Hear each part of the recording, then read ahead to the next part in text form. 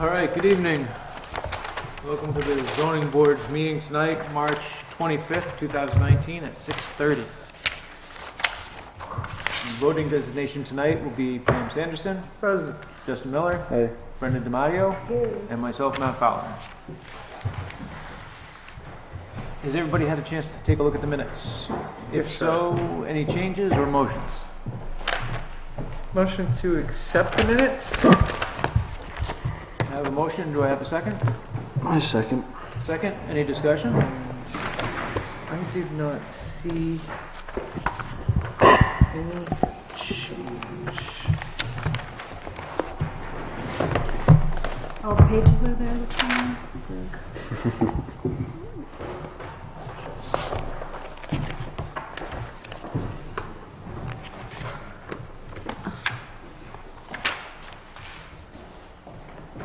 I didn't notice something.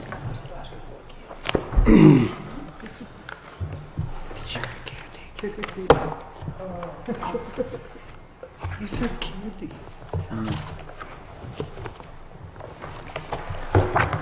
Oh, we have a motion on the floor. Yes, I had a second. Errors and omissions. No discussion. No.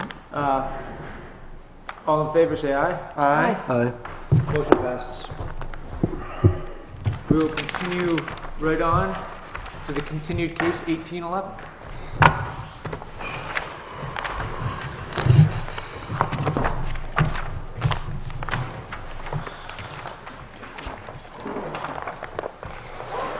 Good morning, Mr. Chairman, members of the board. My name is Tim Phoenix. I'm an attorney from Portsmouth here on behalf of Peter Akins, who's the owner of the property. With me is Corey Caldwell from TF Moran MSC, who's done the technical work on this project. We've been here a couple of months before. The first month, due to somebody's schedule, I forget, we continued it. And last month, we came and went through the presentation, and some issues were raised by board members that would change things and make it a better application. So we tabled it again, followed by my letter dated March 11th to the board with an updated zoning chart and an updated plans by Corey. The updated plans are in full size and color on the board before you, and he's just handing out color copies. They're a little easier to follow. At the earlier meetings, we went through the physical aspects of the application and the relief required, which were special exceptions and variance. I've gone through all the requirements to meet those.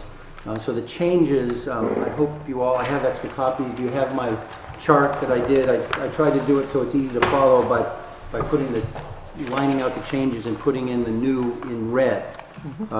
So the wetland setbacks for the driveway, what we were asking for 5.1 feet to a generator pad on the back side of the house, so to speak, and a 6.6 feet 6 inches, no, 6.6 feet to the driveway, which was actually a little turnaround on the right side of the driveway we're heading towards the house.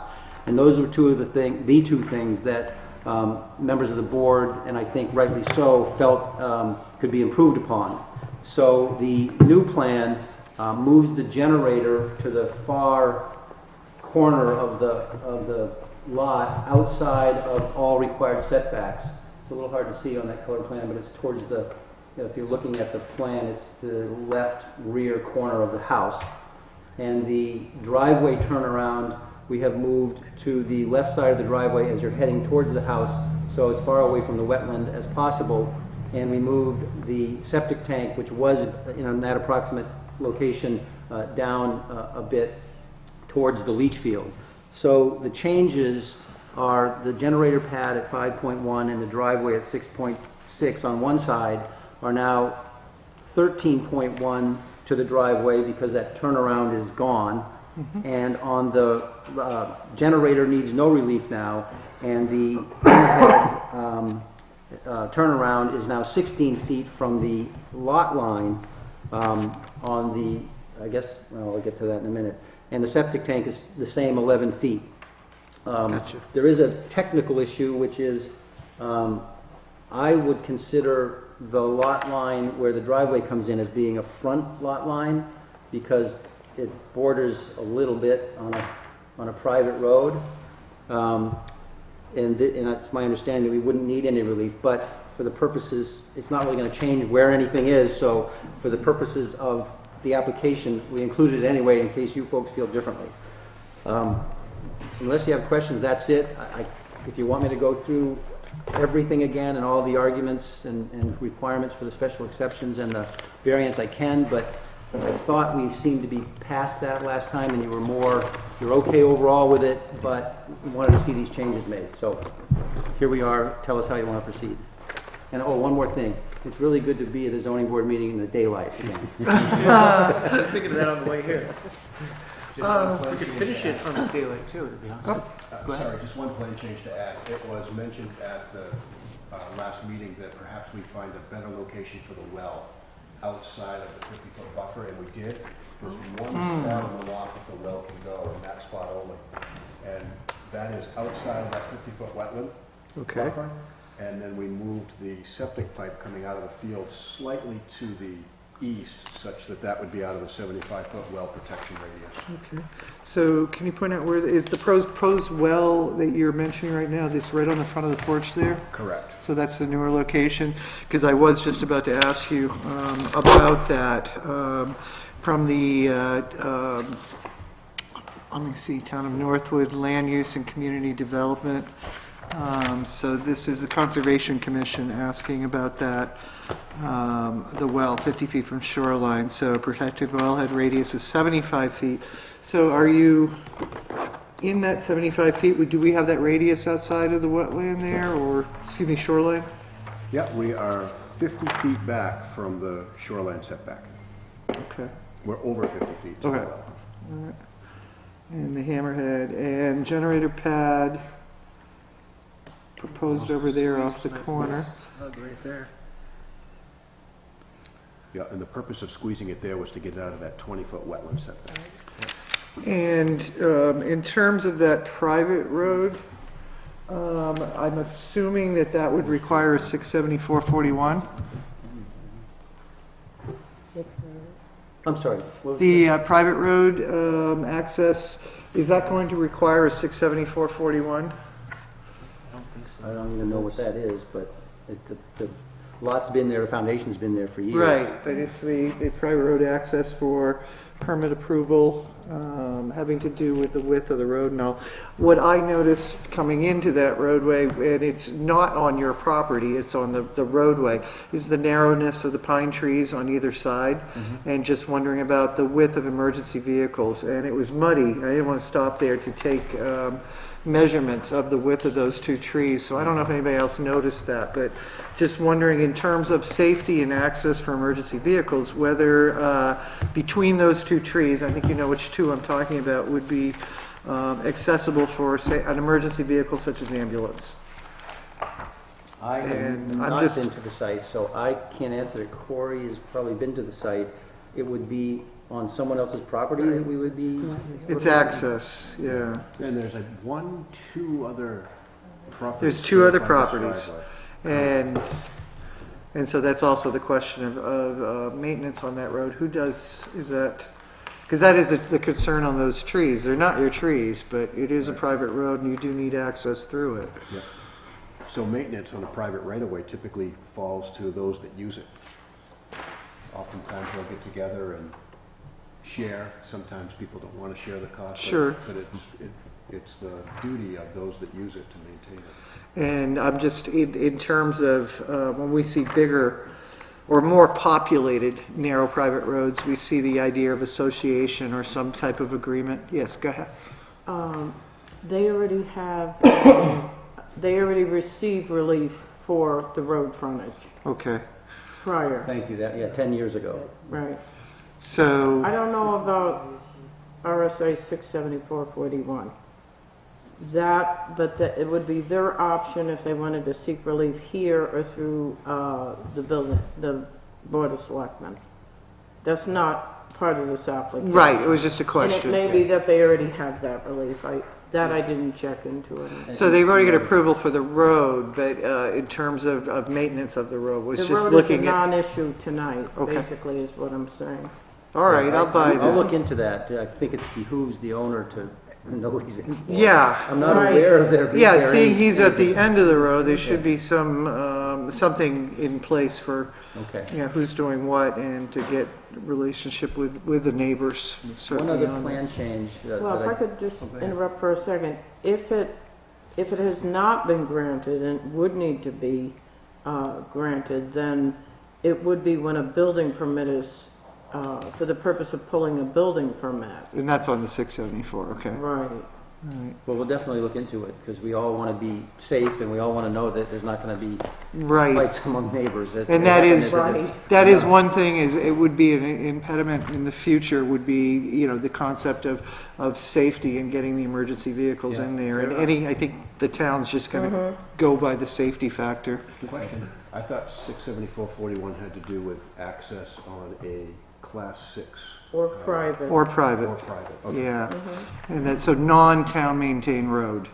So, for safety and access. Now, the fact that you're doing the hammerhead is one of the things that we definitely like seeing. One other thing I would add that I didn't notice on Corey's plan, in the driveway, it says proposed paved driveway. And we that's had- not gonna We be- had agreed that we would have it a permeable driveway. Right, So I want to make sure you put that condition right. on. So, where can we add that condition in?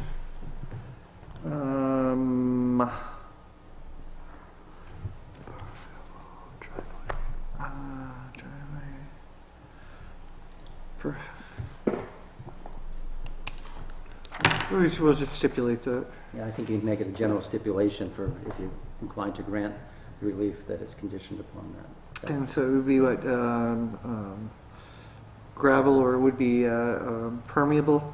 Permeable, I think, is fine, because it might be pavers, not gravel, so. Sure. Permeable. That's all the questions I have for the moment. Oh, the driveway was the only question I had, looking at the plan prior, which I know we Well, those discussed. were really good points. I wish we thought of them ourselves. But that's why we're here, right? I'd just like to make a statement. I think I appreciate the fact that you went back to the drawing board and moved these things around. I think it's a lot easier to approve the special exception because we minimize the impact within those wetland areas. Agreed. Um, Thank you. I don't have any other questions. It Do we looks- have any butters present tonight, or? Are there any butters present who'd like to speak? No, they just want us to Seeing leave so none. they can present theirs. Oh, we could be here all night then. The impact and clearing of the development should be minimum necessary to accommodate the development. Suitable erosion control plan should be implemented during the construction. We have that here on this plan. Suitable drainage should be implemented. I don't have any further questions for the applicant. If anybody else does or wants to make a motion.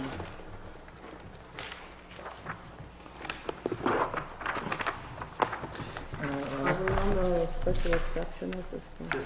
Thank you. So, Separate them, special exception.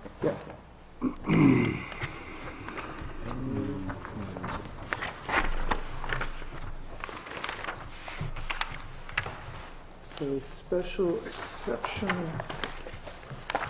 What page should we go to on that?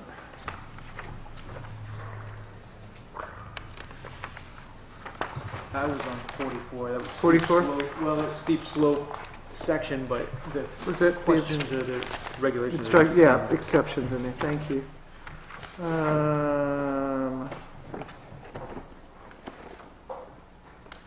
Is it the same exceptions for overall criteria? believe so. That's for 25. I'm looking right now.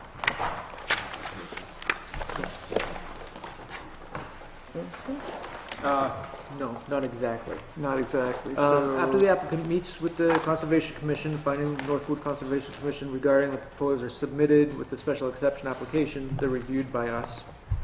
That's been done. Dredging or filling or other alterations shall be designed to minimize the adverse impact on the wetlands and setbacks. Even if this requires an adjustment to the design, we've gone over that. There shall be provisions made to restore the site as nearly as possible to the original grade and condition, which we have here. State wetlands permit should be obtained when required. I believe we have that. March 7th, 2017, it was Yes. Exhibit 4 to the original Thank you. submission. So Mr. it is a Chairman, little bit different. Yes. may I suggest that, although we've had extensive discussion on it, that for the record, that the applicant would just comment on each of those four for the record? Sure. Good idea. Sure. And Matt, what page are you on? I am on 39. Thank you. So on the colored portion of the plan, there's a list of previously issued approvals. And the first is a shoreline impact permit, 2008, 02417. That was expired.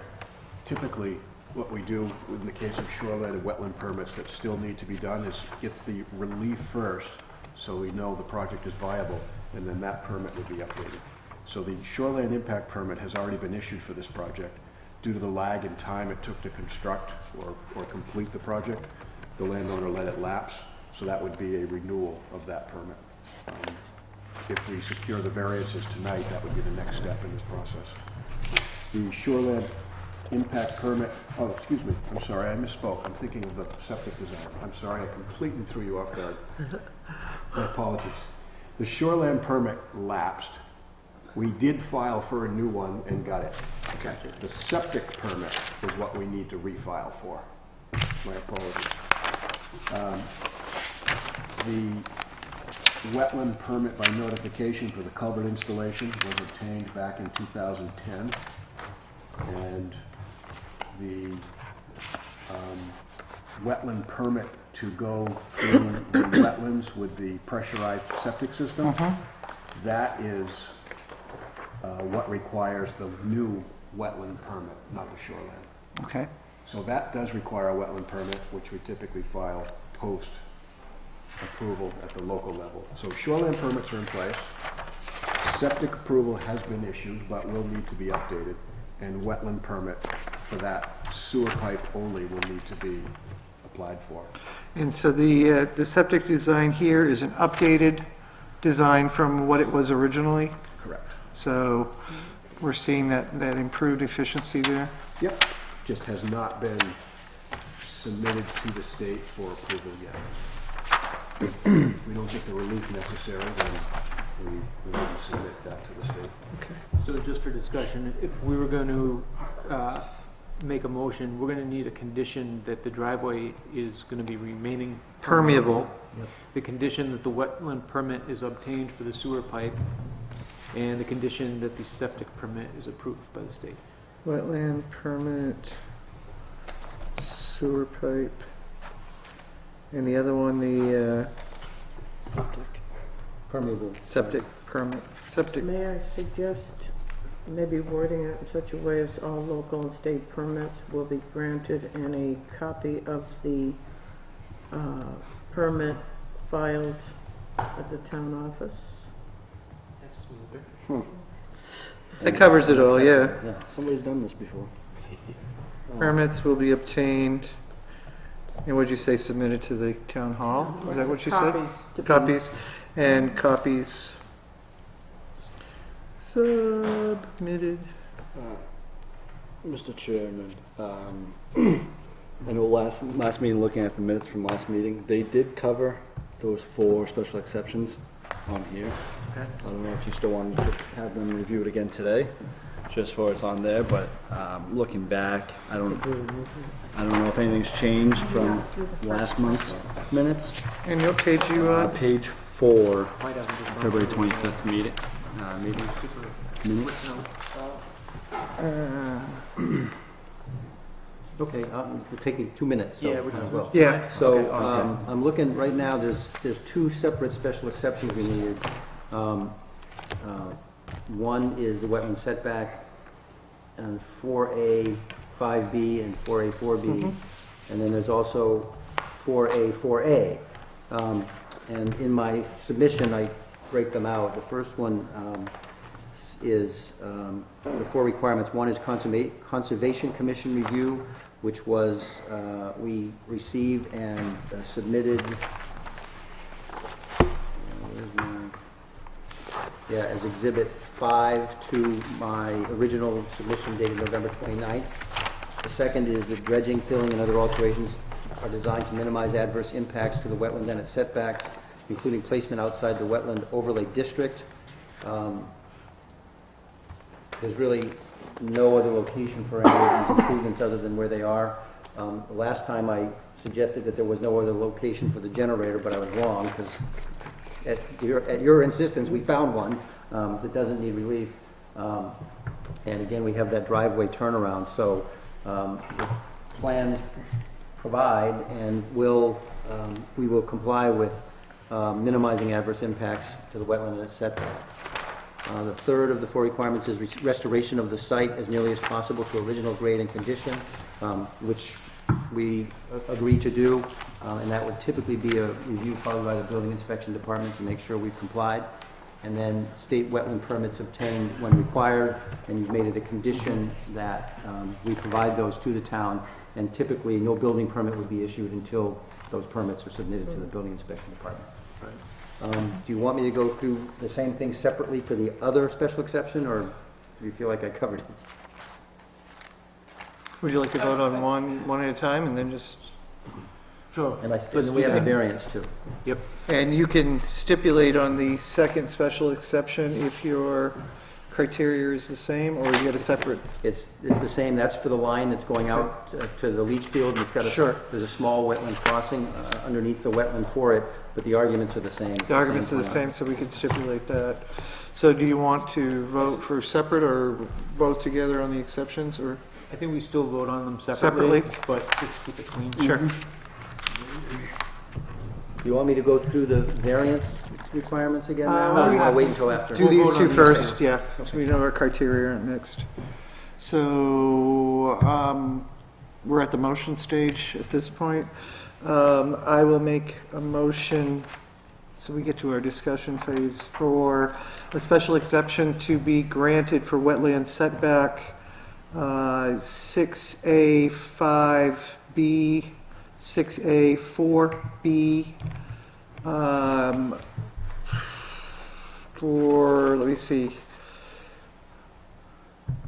special exception, and this is the driveway? We're talking about 13.1 feet driveway, stipulating all local, state permits will be obtained and copies submitted to the town hall. I have a motion, do I have a second? Second. Are you adding anything about the permeable? I was gonna say. The permeable, I didn't know if we wanted the permeable there or if that was in the variance, because we got the 16-foot hammerhead turnaround for driveway. So does it, either way would be fine. So insert 13.1 foot permeable driveway. I would amend my motion.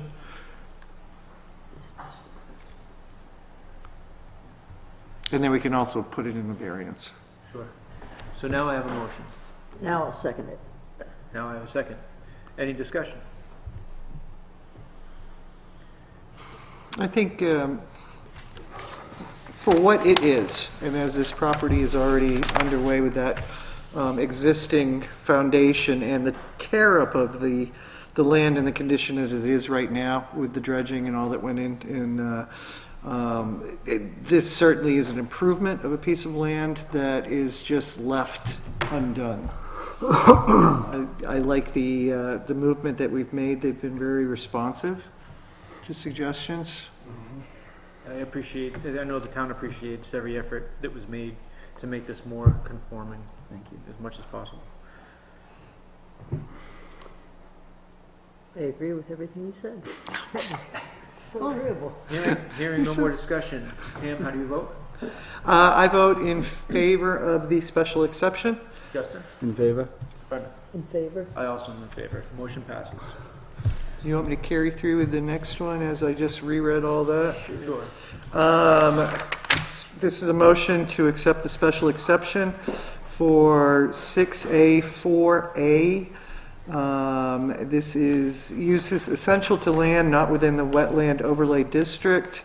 So with the especially so no structure, alteration, dredging, or other disturbance to place pressure sewer line 104.7 feet within wetland buffer. You probably have this sheet, so you can just copy I'm reading right there. Oh, yeah. Within wetland buffer, 1,047 square feet wetland buffer impact and disturbance of 92 square feet of wetlands for crossing to leach field.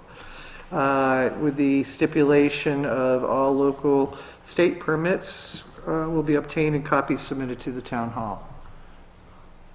All right, I have a motion. Do I have a second? Second. I have a second. Any discussion? That's okay.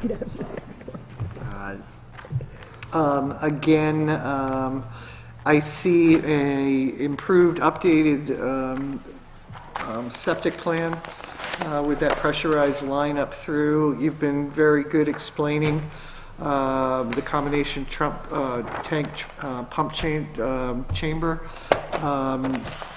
The area where the leach field and all is way up and back and of higher ground, and a better use for that back piece way in back.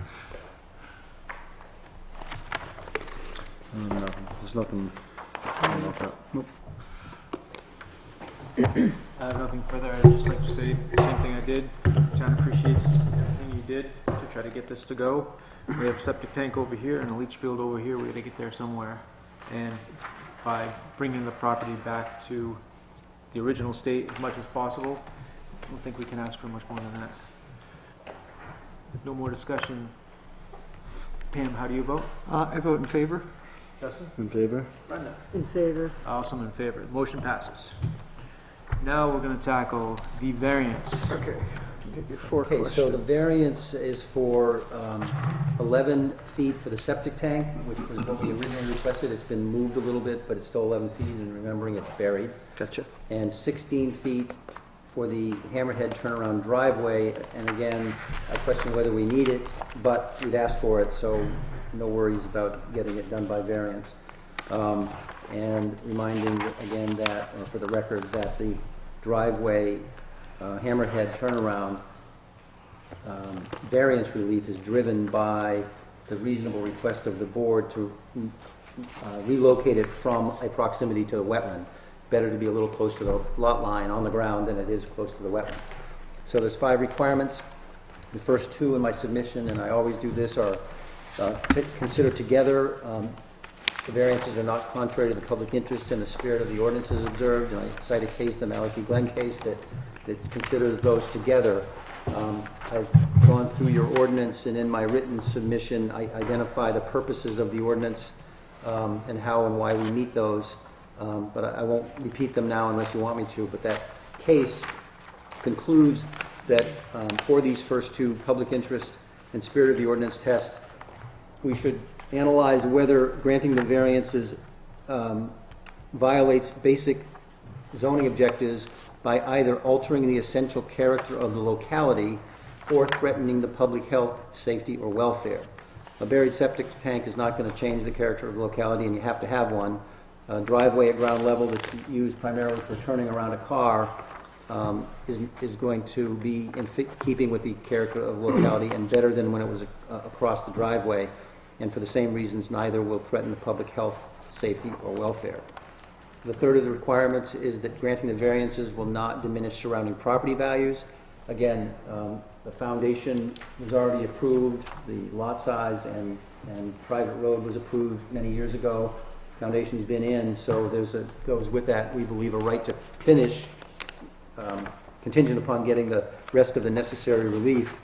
These variances are at ground level, You can't see the septic tank unless you're standing on the lot. You can't even see the driveway turnaround, so they should cause no problems for anybody. And I think they improve this project, therefore the value of this property, and therefore will not harm property values. Fourth requirement is the hardship. Denial results in an unnecessary hardship. It's a three-pronged test. The first is that special conditions exist that distinguish the property from others in the locality. This lot is small. It's burdened by the wetland and its buffers, as well as the shoreland setbacks. So there's only limited locations where you can put improvements. In other words, the home and the driveway and the septic really can't go anywhere on the lot that would not require a variance, therefore special conditions exist. The second prong is that no fair and substantial relationship exists between the public purposes of the ordinance and its application in this instance. Setbacks are generally designed to provide adequate distance separation of neighbors, air, light, those sight lines, those kinds of things, as well as, when necessary, treatment for stormwater, etc. So a driveway and buried septic tank do not violate any of those purposes. Therefore, there's no reason to adhere to the strict setback requirements. And third prong of the hardship test is that the proposed use is reasonable. It's a single-family home. You need these amenities to live there. You certainly can't live there without a septic system. You need a driveway with a turnaround, and it's going to be permeable, so that's reasonable. And finally, substantial justice will be done by granting the variance, and the test that I put in there from the Harborside case is that if there's no benefit to the public that would outweigh the hardship to the applicant, this factor is satisfied.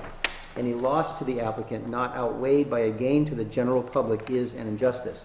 I won't belabor it. The public won't be helped in any way if you can't have this turnaround in that location. You don't want to be backing all the way out of the driveway, and you prefer not to be backing in the other direction. So this is the best way, and the septic tank is in the best place for it. So there's no justice or no benefit to the public from denying the variances, yet if you deny them for the applicant, he either doesn't have a septic system or doesn't have a driveway turnaround. So we think that test is met as well. Thank you. Sure. So he answered all the questions. He did answer all the questions. I think I'm gonna, for the record, should I ask the question, he can say as read, or do we need? I think he's covered them one by one. Yeah, he did. I think we can get them on the record pretty clearly. I think this is the better way to do it rather than rely upon what I said one or two meetings ago. Right. Now, today is tied to today's plan. It'll be a lot easier to follow. Excellent. So I will jump in and make a motion again because I've got it all written out. Absolutely. I make a motion to grant the variance 4B4, setbacks from boundary. This is not structural. This is an 11, or well, it's something. It's in the ground. 11-foot septic tank where the required is 20 feet, and a 16-foot hammerhead turnaround for the driveway, permeable driveway, where 20 feet is required. We don't need to separate those two. They're just in there. I don't think so. Do we? I don't know, I wouldn't It's not two say different so. variances. It's I wouldn't just say as it's per the- necessary, they're fairly minor in Right. scope, but you want to consider having a plan that includes that word permeable. in it. Yeah. So, 16-foot permeable hammerhead turnaround for driveway, stipulating all local and state permits will be obtained, copies submitted to the town hall. And if you'd like to add a stipulation that we will submit to the board an updated plan showing that driveway is permeable. that would Yeah. be fine. Yeah, and then he And I can can sign sign off on on that. So you want to add that in the updated Condition. plan Yep. representing that permeable driveway submitted to the board before signature, if approved. I have a motion. Do I have a second? Second. I have a You second. jumped right in Any on that. discussion? I've got an agreement here that as far as that cellar hole, I find that as a hazard on the shoreline, just kids, animals, anybody falling in there. That kind of bothered me going out there and seeing it abandoned in this way. So I see a benefit, while it is a house going in down there, which is more people, more congestion and all that, I see a benefit of the completion of the project rather than letting it exist as an unsafe hole in the ground, a hazard to children. I mean, ice could slip in. So I think this is a benefit. And I think it's as best as it can be for that piece of property. I agree. No, I mean, it's, I mean, this whole time we've done this, applicant's been great with trying to make things better in regards to the wetlands. I mean, there's not much you can do. Foundation's there. I mean, how can you, it's tough to say no when it's going to be a hardship. So, I mean, they did the best they could, and I like the changes. They're better, so it'd be nice to, yeah, I like it. Get her done. I agree. I think that changing the hammerhead to not be within the wetland setback, but be into the boundary setback has a better outcome. You do need that hammerhead there, I believe, just for safety. I think what's existing now versus being updated as far as the septic leach field And well, is an improvement, and the well. I think all conditions have been met, all answers were met.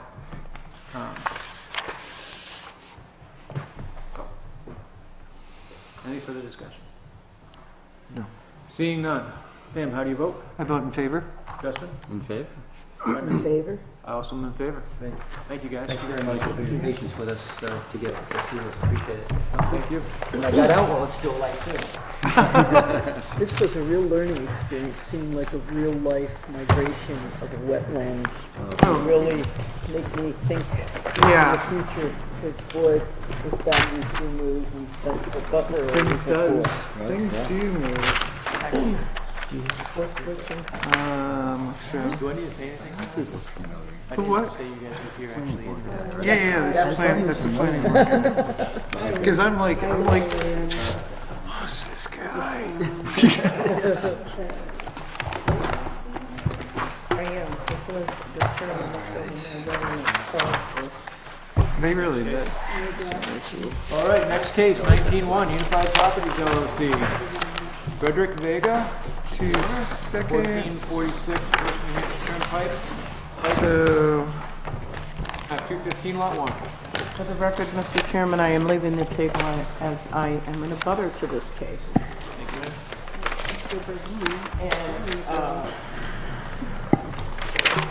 And Mr. Burdine? Mr. Burdine is here, should you have any questions. oh, okay. That would explain it. How you doing? Good, how are you? Not bad. I was a little early last time. That's like this. All right, so, Typically what we do is we ask for a 5-minute brief overview of what you're trying to do, and then we'll get into the nuts and bolts. Absolutely. So, And if you can all state your names for the record. and 2 seconds while I find you, okay?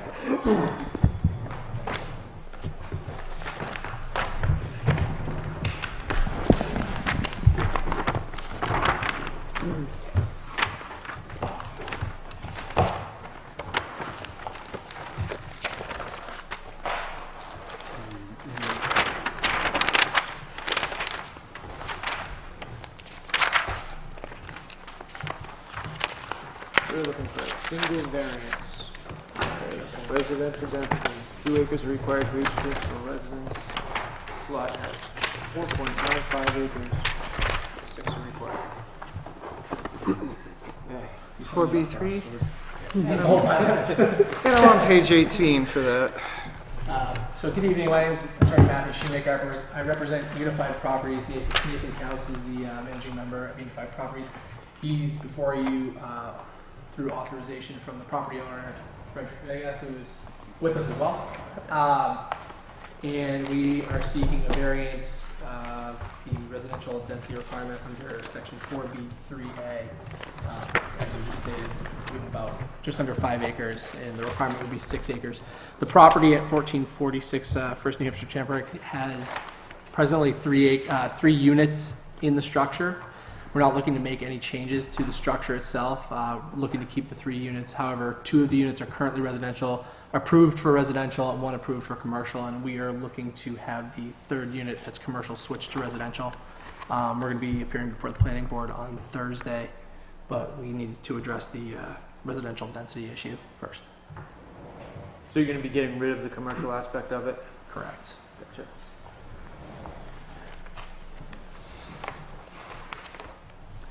I guess we'll start with abutters. Are there any abutters present that would like to talk? Mr. Smith? Step to the microphone. Now, or after they've had an opportunity to present? They haven't, so are we a little ahead Am I here? ahead of schedule? Yeah. Okay. I think we're just a little bit ahead. Sure. Because she might want to rebut. It's okay. I know it. We were all excited to hear Linda speak.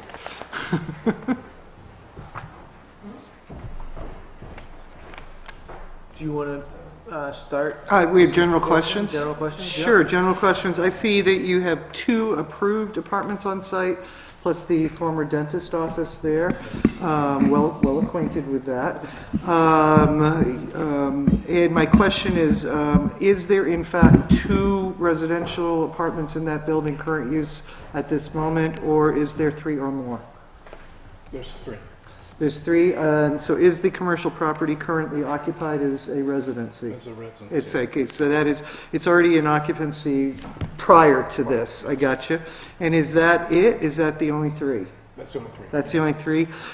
You have people parking in front in the paved parking area. Nobody living in the barn? Nobody living in the Okay. On the back side is the gravel, now quite muddy, driveway, and there's vehicles back there. So I saw a separate entrance staircase to the 2nd floor. Yes. Is that emergency exit, or is that an exit to another apartment? No, the back area is for the main entrance to the 2nd floor.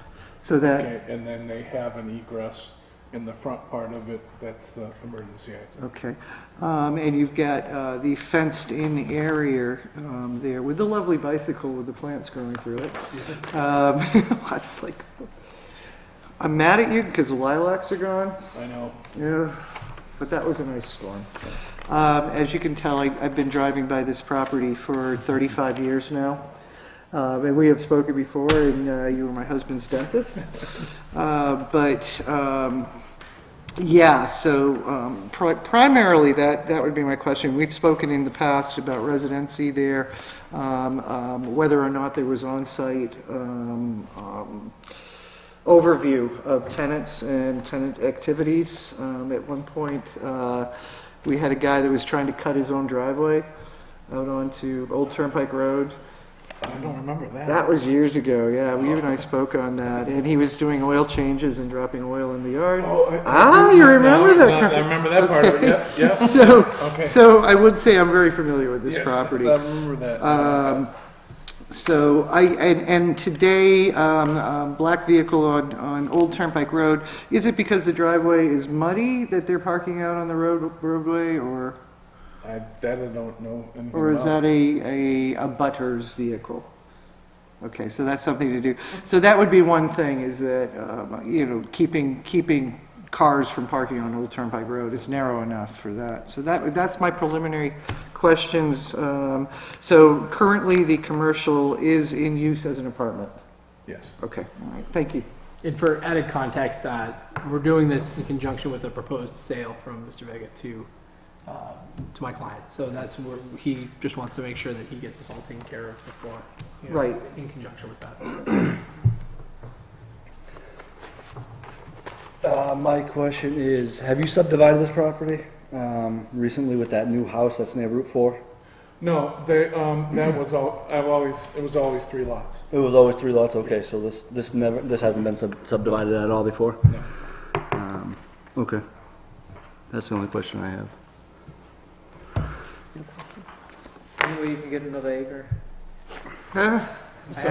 Is there any way you can get another acre? I have to ask.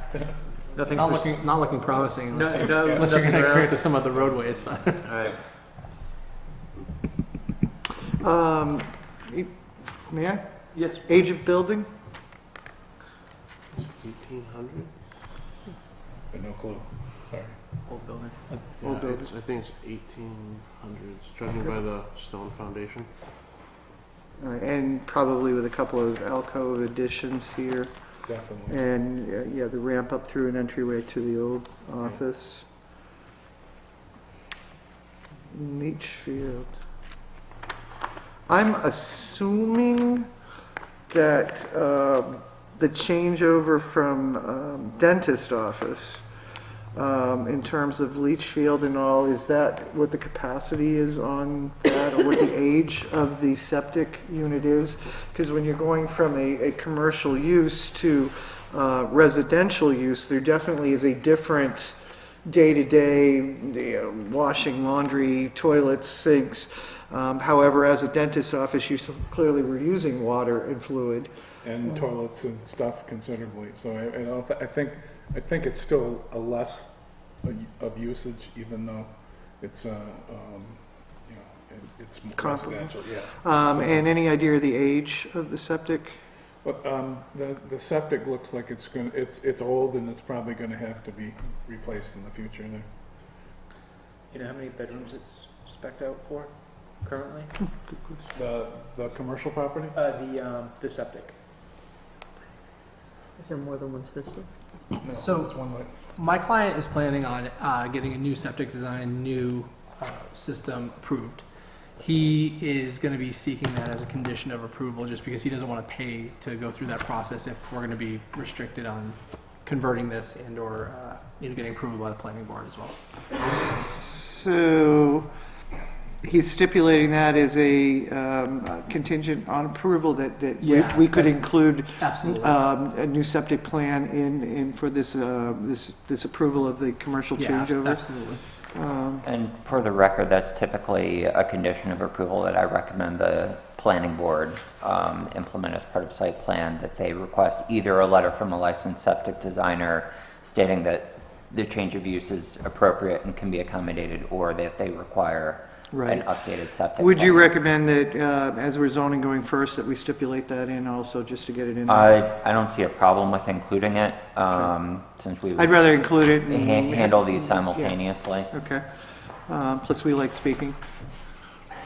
How many bedrooms in the two units that you have now? Are they both single bedrooms, or one bedroom apartment? No, it's 2 bedrooms and 2 bedrooms upstairs. And Two and actually, two? it could be a third, really, too. There's another room that's quite large. You know, And then the office that was converted, how many bedrooms is that? it only used part of it. It really put a 1 bedroom in there. One bedroom? Yeah, but it could be definitely 3 bedrooms. You know, All right, so you got an apartment with 2 bedrooms, correct. possibly a third. Did I read that right? Yeah. And then you've got a apartment with 2 bedrooms, period. And then you've got an apartment with 1 bedroom, but It's unfinished space. in there. unfinished space, so is it intended to become more than 1 bedroom? No. All right, and I'm trying to figure out the layout of this. The second floor apartment is that the 2+ bedroom? Yes. And then the alcove side here, that's an apartment with 2 bedrooms? Yes. Okay, all right. And with respect to the first floor, my client was just mentioning to me that he would like to add additional bedrooms down there if the septic. Say it again, if he would like to add additional bedrooms in the unfinished space on the first floor. So 1 If the plus septic- bedroom? Right, if a septic could accommodate it. But I would like to see that unit in which we're talking about turned to a 3-bedroom. There's more than enough space to accommodate that. Provided that we could get septic approval for that. All right, so we're talking about maximum here. So we got a 3-bedroom, a 2-bedroom, and a possible 2+, maybe a 3. So 3, 6, 8. So anywhere from 5 to 8 bedrooms in all. Right.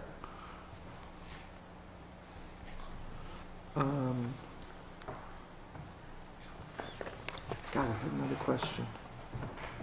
Do you know the, I'm trying to think, on the original parking area, like the car accommodations in the parking area, like how many cars roughly? I mean, I've been in there and there's maybe been 8 or so vehicles on a busy day.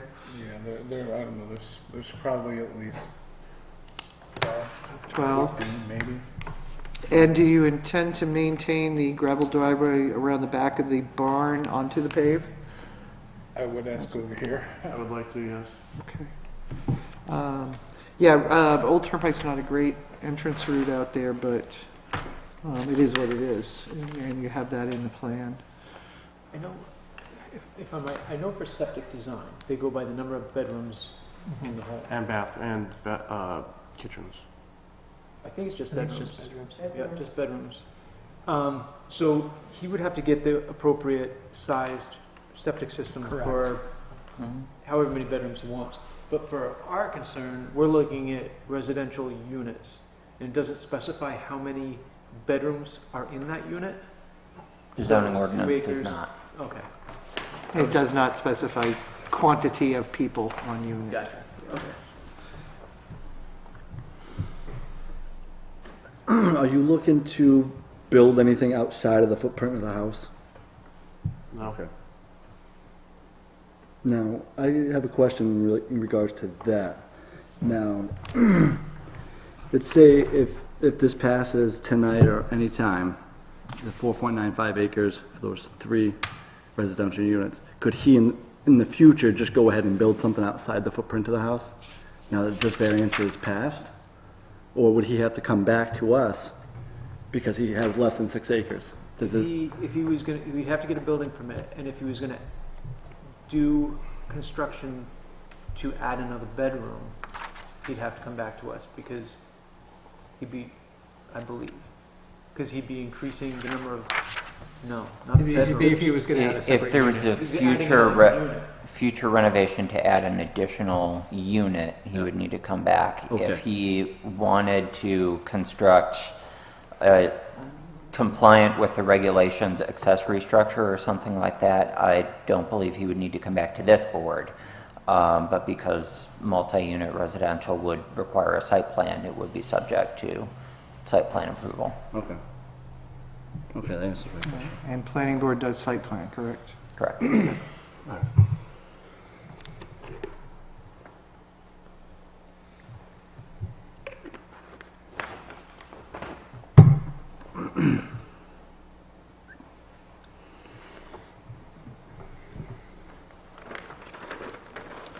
you have any questions? No. Typically, we like to see a certified plot plan for variance. However, because there's not going to be any external changes to the structure of the building, and because more than likely there'll be a request to get a state-approved septic system, you're going to have to get a plot plan for that anyway. I don't have any other questions for the applicant, and at this time, I'll go to abutters. Others?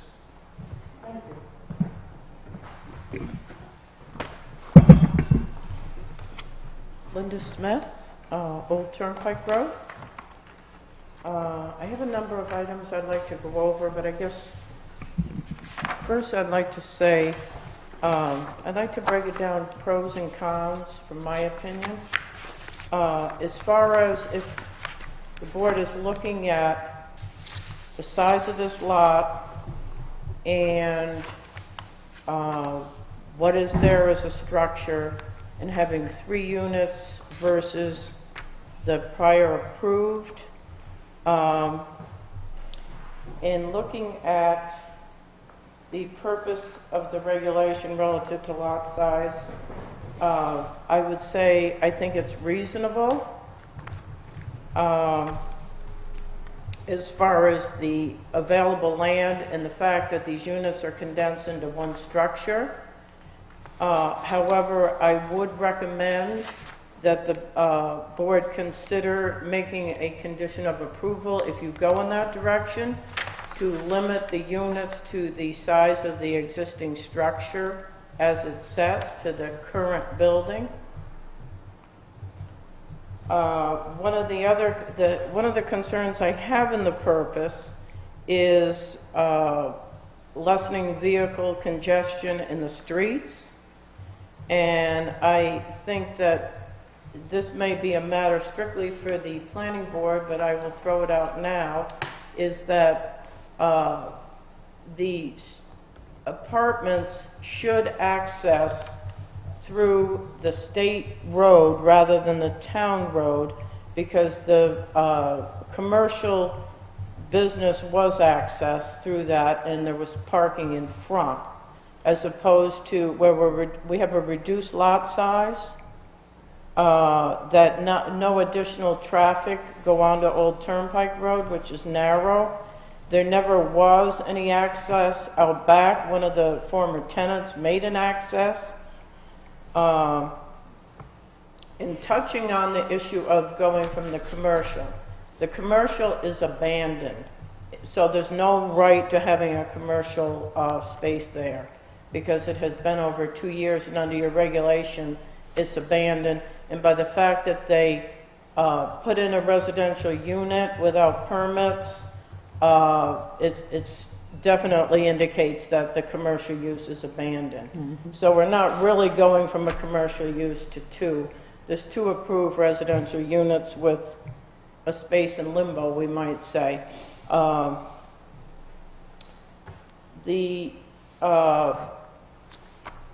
The discussion on the septic, I want to talk about that. The current septic is failed. It is in failure. I've been told by people who have gone out there that, without getting graphic, it's bubbling out onto the grass. I suggest that if you're considering this variance, that you put a condition on that you agree on the number of bedrooms in that entire structure in the 3 units, and require that a septic plan be not only designed, approved by the state, but put into place before that 3rd unit is occupied. Because we're going from an approved 4 bedrooms right now, and looking at the property file, there are only 2 bedrooms in each unit. So saying we're going to go to 8 is doubling the amount of bedrooms that is currently approved in that structure. So if you agree to that, and that's your decision, then I would recommend that you make your approval contingent on the number of bedrooms, and declare that tonight, and that a septic be replaced for that number of additional bedrooms, and that would take care of the whatever's going on now in the property.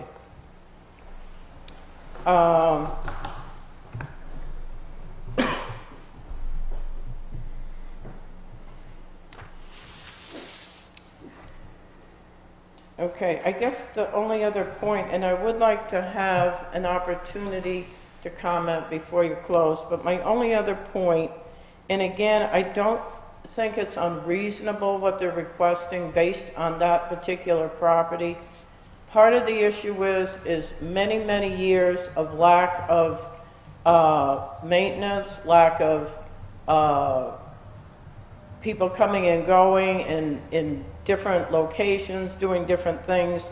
And I think everyone in the neighborhood would like to see the property be brought up to code and brought up to where it needs to be.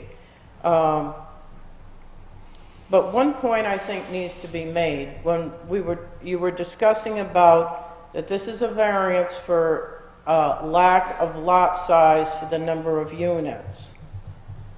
The owner of the property 1 year ago sold 2 lots that he had that were almost 5 acres each, that he could have increased this one to done a boundary line adjustment and made it 6 acres. It is a self-created hardship, and that really should be on the record. As far as the criteria for lot size, I will say in its favor that I think one structure, keeping an older historical home and having the units within it does in fact contribute to community character. It does enhance the neighborhood, but I think that you have to look at the what it would take to make that happen in reality, and I think nailing down number of bedrooms, nailing down keeping it as one structure, and making sure that there's an adequate septic that's functioning for the number of bedrooms that are in there. Thank you. Thank you. Thank you. Any other abutters? No. Okay.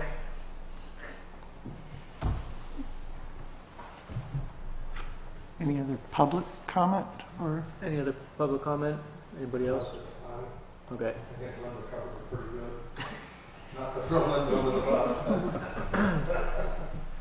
All right.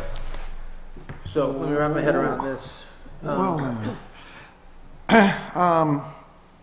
Just a couple of questions there. Obvious concern about septic failure. You are on property adjoining Flat Meadow. Flat Meadow is rated by DES with E. coli content in previous, was it 2017? I do not have the 2018 ratings. I would be immediately concerned on condition of septic system right now as you're falling directly into a wetland. So a little bit, your existing leach field's way up here, which fortunate. But yeah, I would really be concerned about that and concerned about condition of building. Boy, so if we were to do this, we would have to be thinking about setting a number on bedrooms, and that would be it's set. I'm not sure where to go with the concept that Ms. Smith brought up about that it is not a change in commercial use as it was abandoned. So I think you're really looking at establishing a vacant area of the building as residential, that we can't call it commercial anymore. So that would probably be an amendment to the variance. I'm not sure where we go from here because it's changing use, but it is still falls under residential density. Yeah, I think the variance or the Because it's essentially you've got a vacant section of the building right. that is not in current use, although you said you have somebody living in there. Boy, I'm in a thinking mood. I'll pass for a second. Anybody have anything to?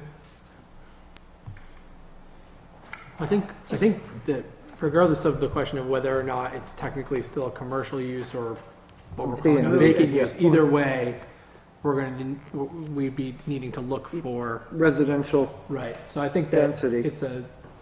it's really just more of a question of curiosity at this point. Yep. And I find it hard to set a quantity of bedrooms without knowing what a septic plan is going to be. Because if you're going for this big a septic plan, oh sure, you can have that many bedrooms. If it's, I'm not sure I have the information or at least a hankering of what you're going to do, or I'm not saying you have to have the septic plan before us, but I think we should have some concept here of what you're thinking of. Can I make a suggestion? We put a max on the number of bedrooms? Yeah, honestly, I'm a little bit different in thinking about the amount of bedrooms. There's two two-bedroom units, and then the unit in question is a single-bedroom unit. No more.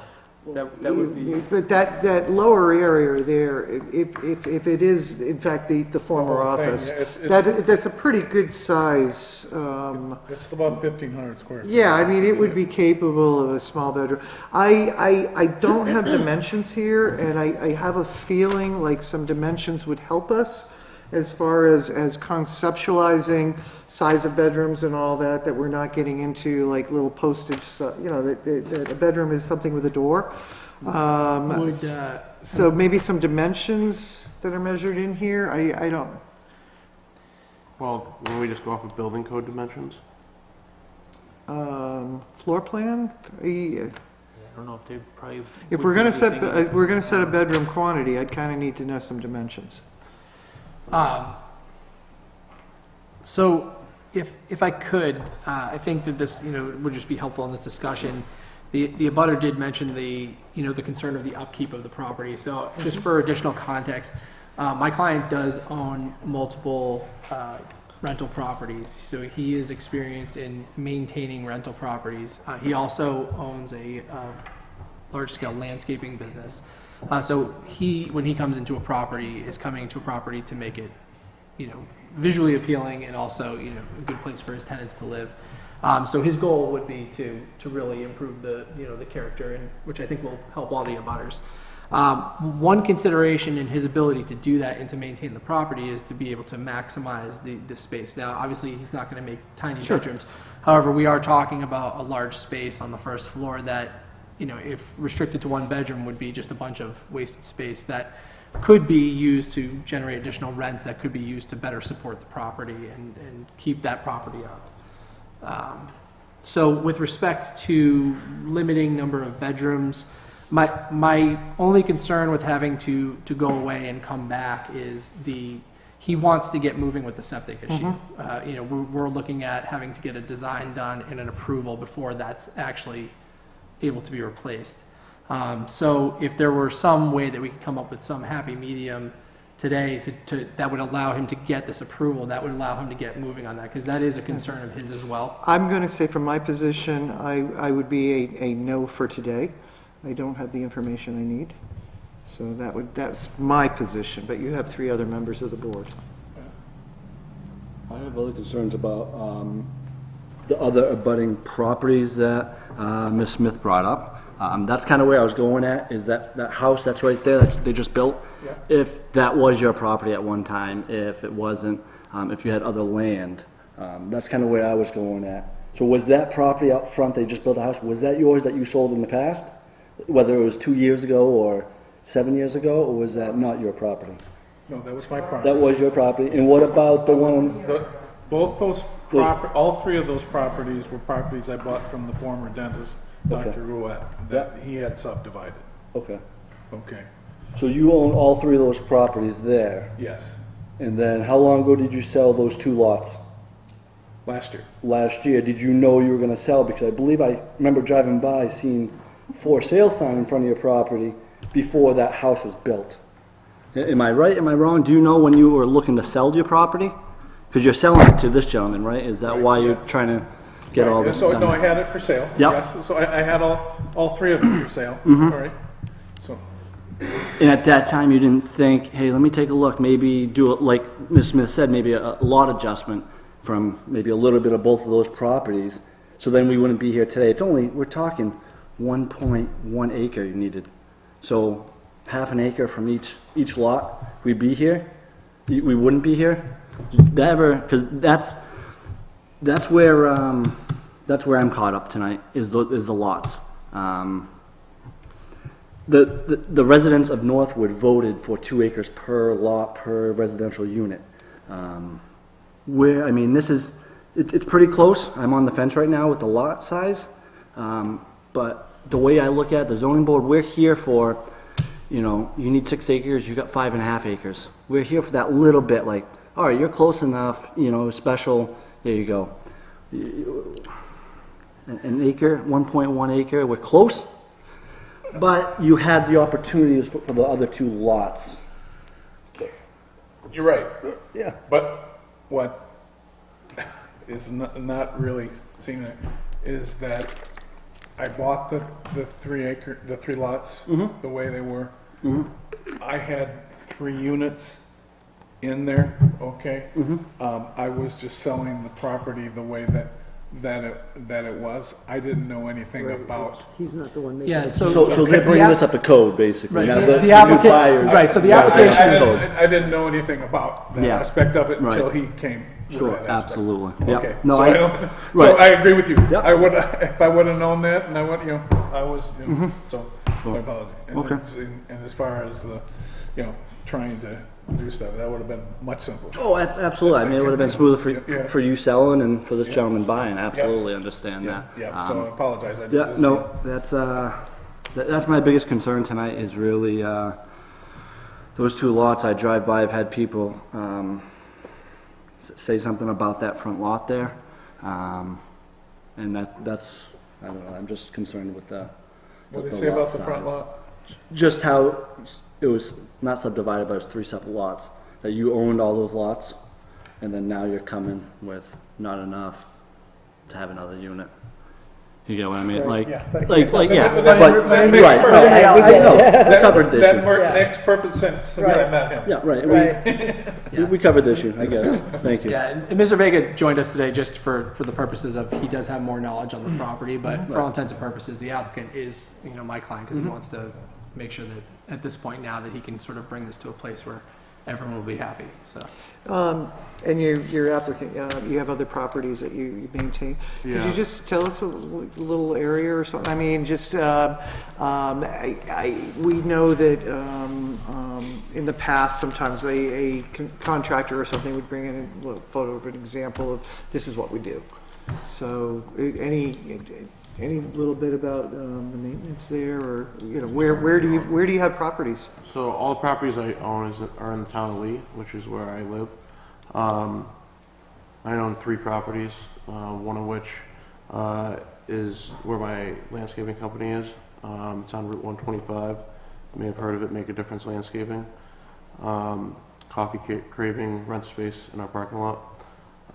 They're one of our tenants. All the rest of my rental units are residential.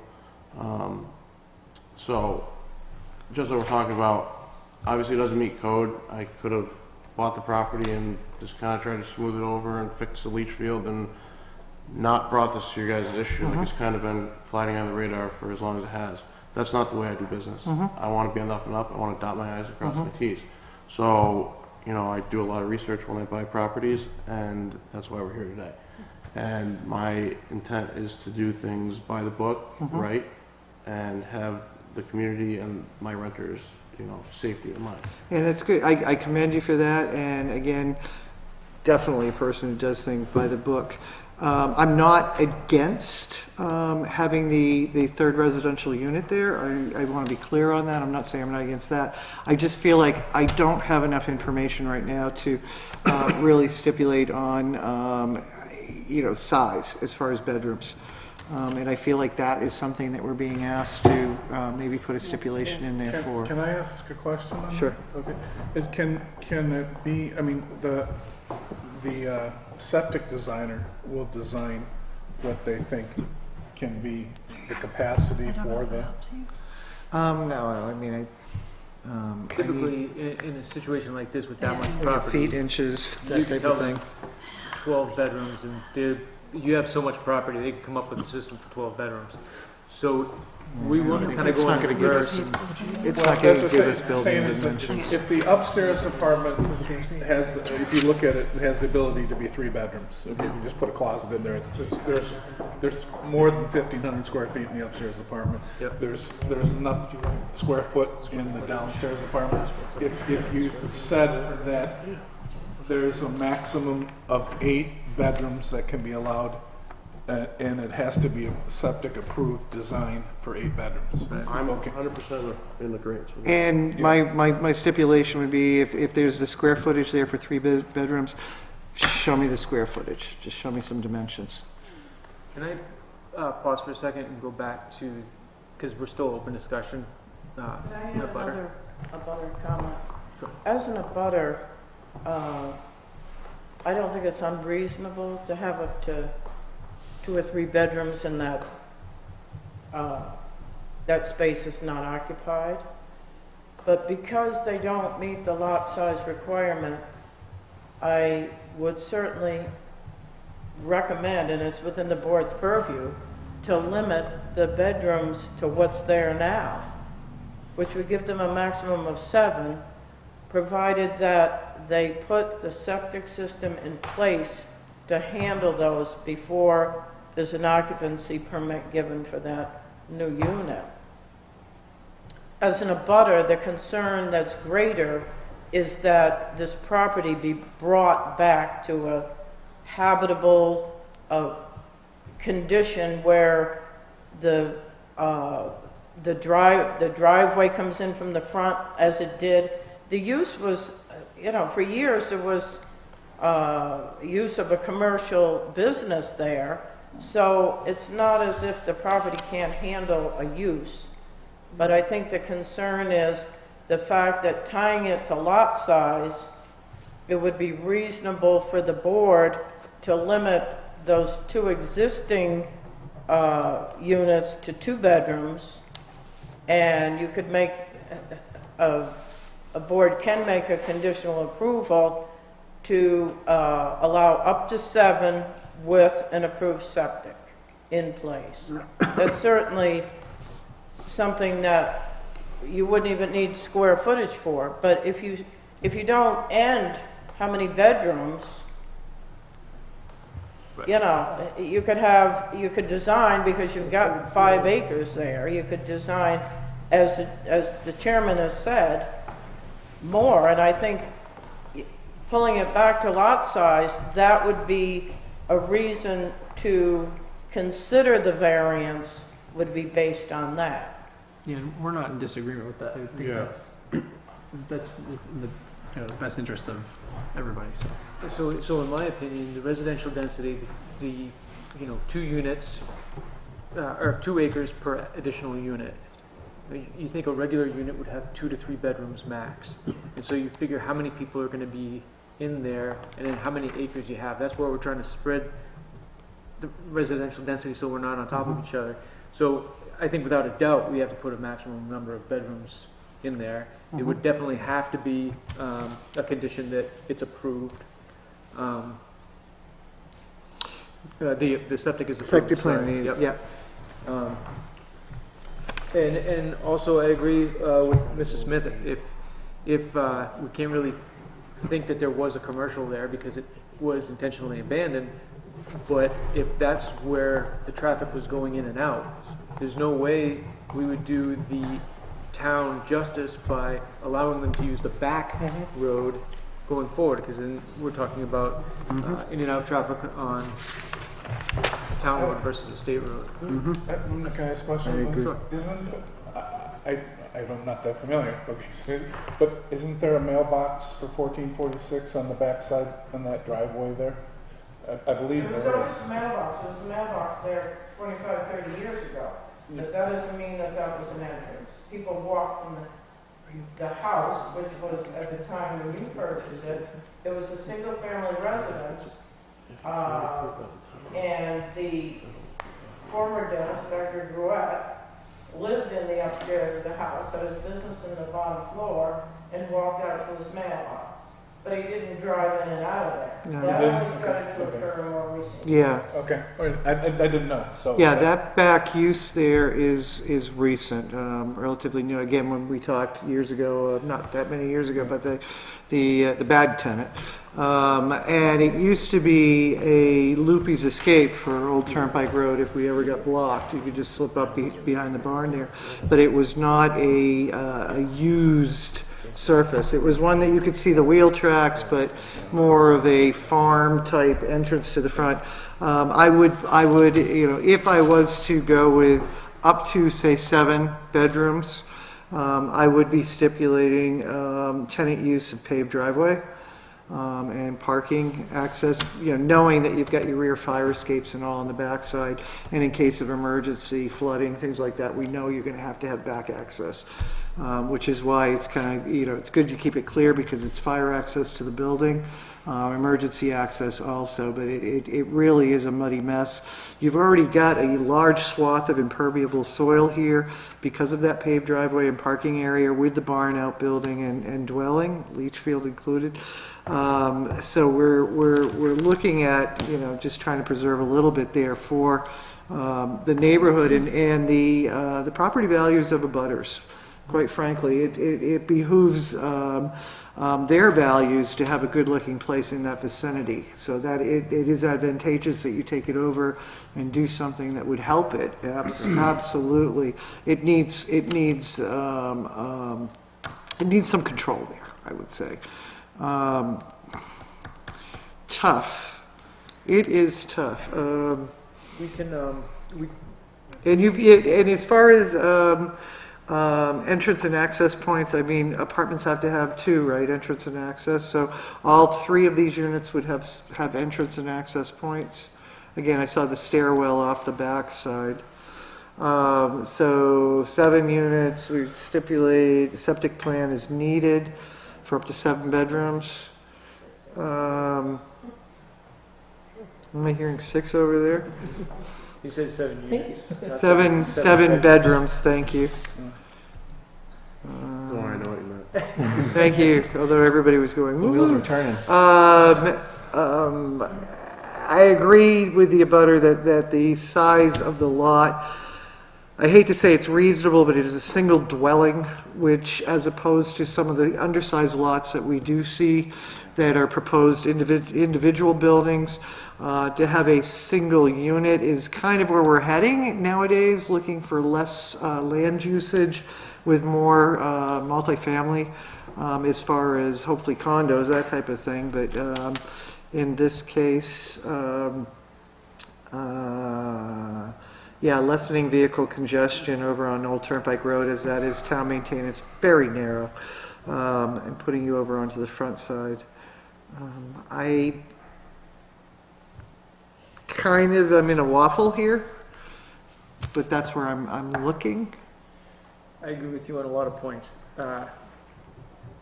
What's the gray area? Why are they asking for a variance? The gray area is the 1.05 acres. Is that a gray area, or is that asking a little bit too much? We got to consider that. The septic system is failed, so It's got to be done. It's got to got be to fixed. consider that. I applaud everybody here at the table for coming in and doing it the right way instead of sneaking it by. That's not the way I do business. I think that allows us to take a look at this, put a maximum number of bedrooms on here with the condition of the septic being approved. I think, the next step, ask if there's anybody that would like to speak, but the next step would be reading the 5 questions if nobody else has any questions. Yeah, I would ask if anybody else has anything else to say, because once we hit the 5 questions, then we would go into closed session. Like a brief comment, that I understand the issue that we're looking at is density, but we're all concerned about the septic, and they're not changing this building. No, It's going to exist as it that was another exists. point. The footprint. So like if they kept it, if they were not approved to change it to 3, there's nothing saying they wouldn't keep it as 2 units, but reconfigure it, and whether they called a den a bedroom or bedroom a den,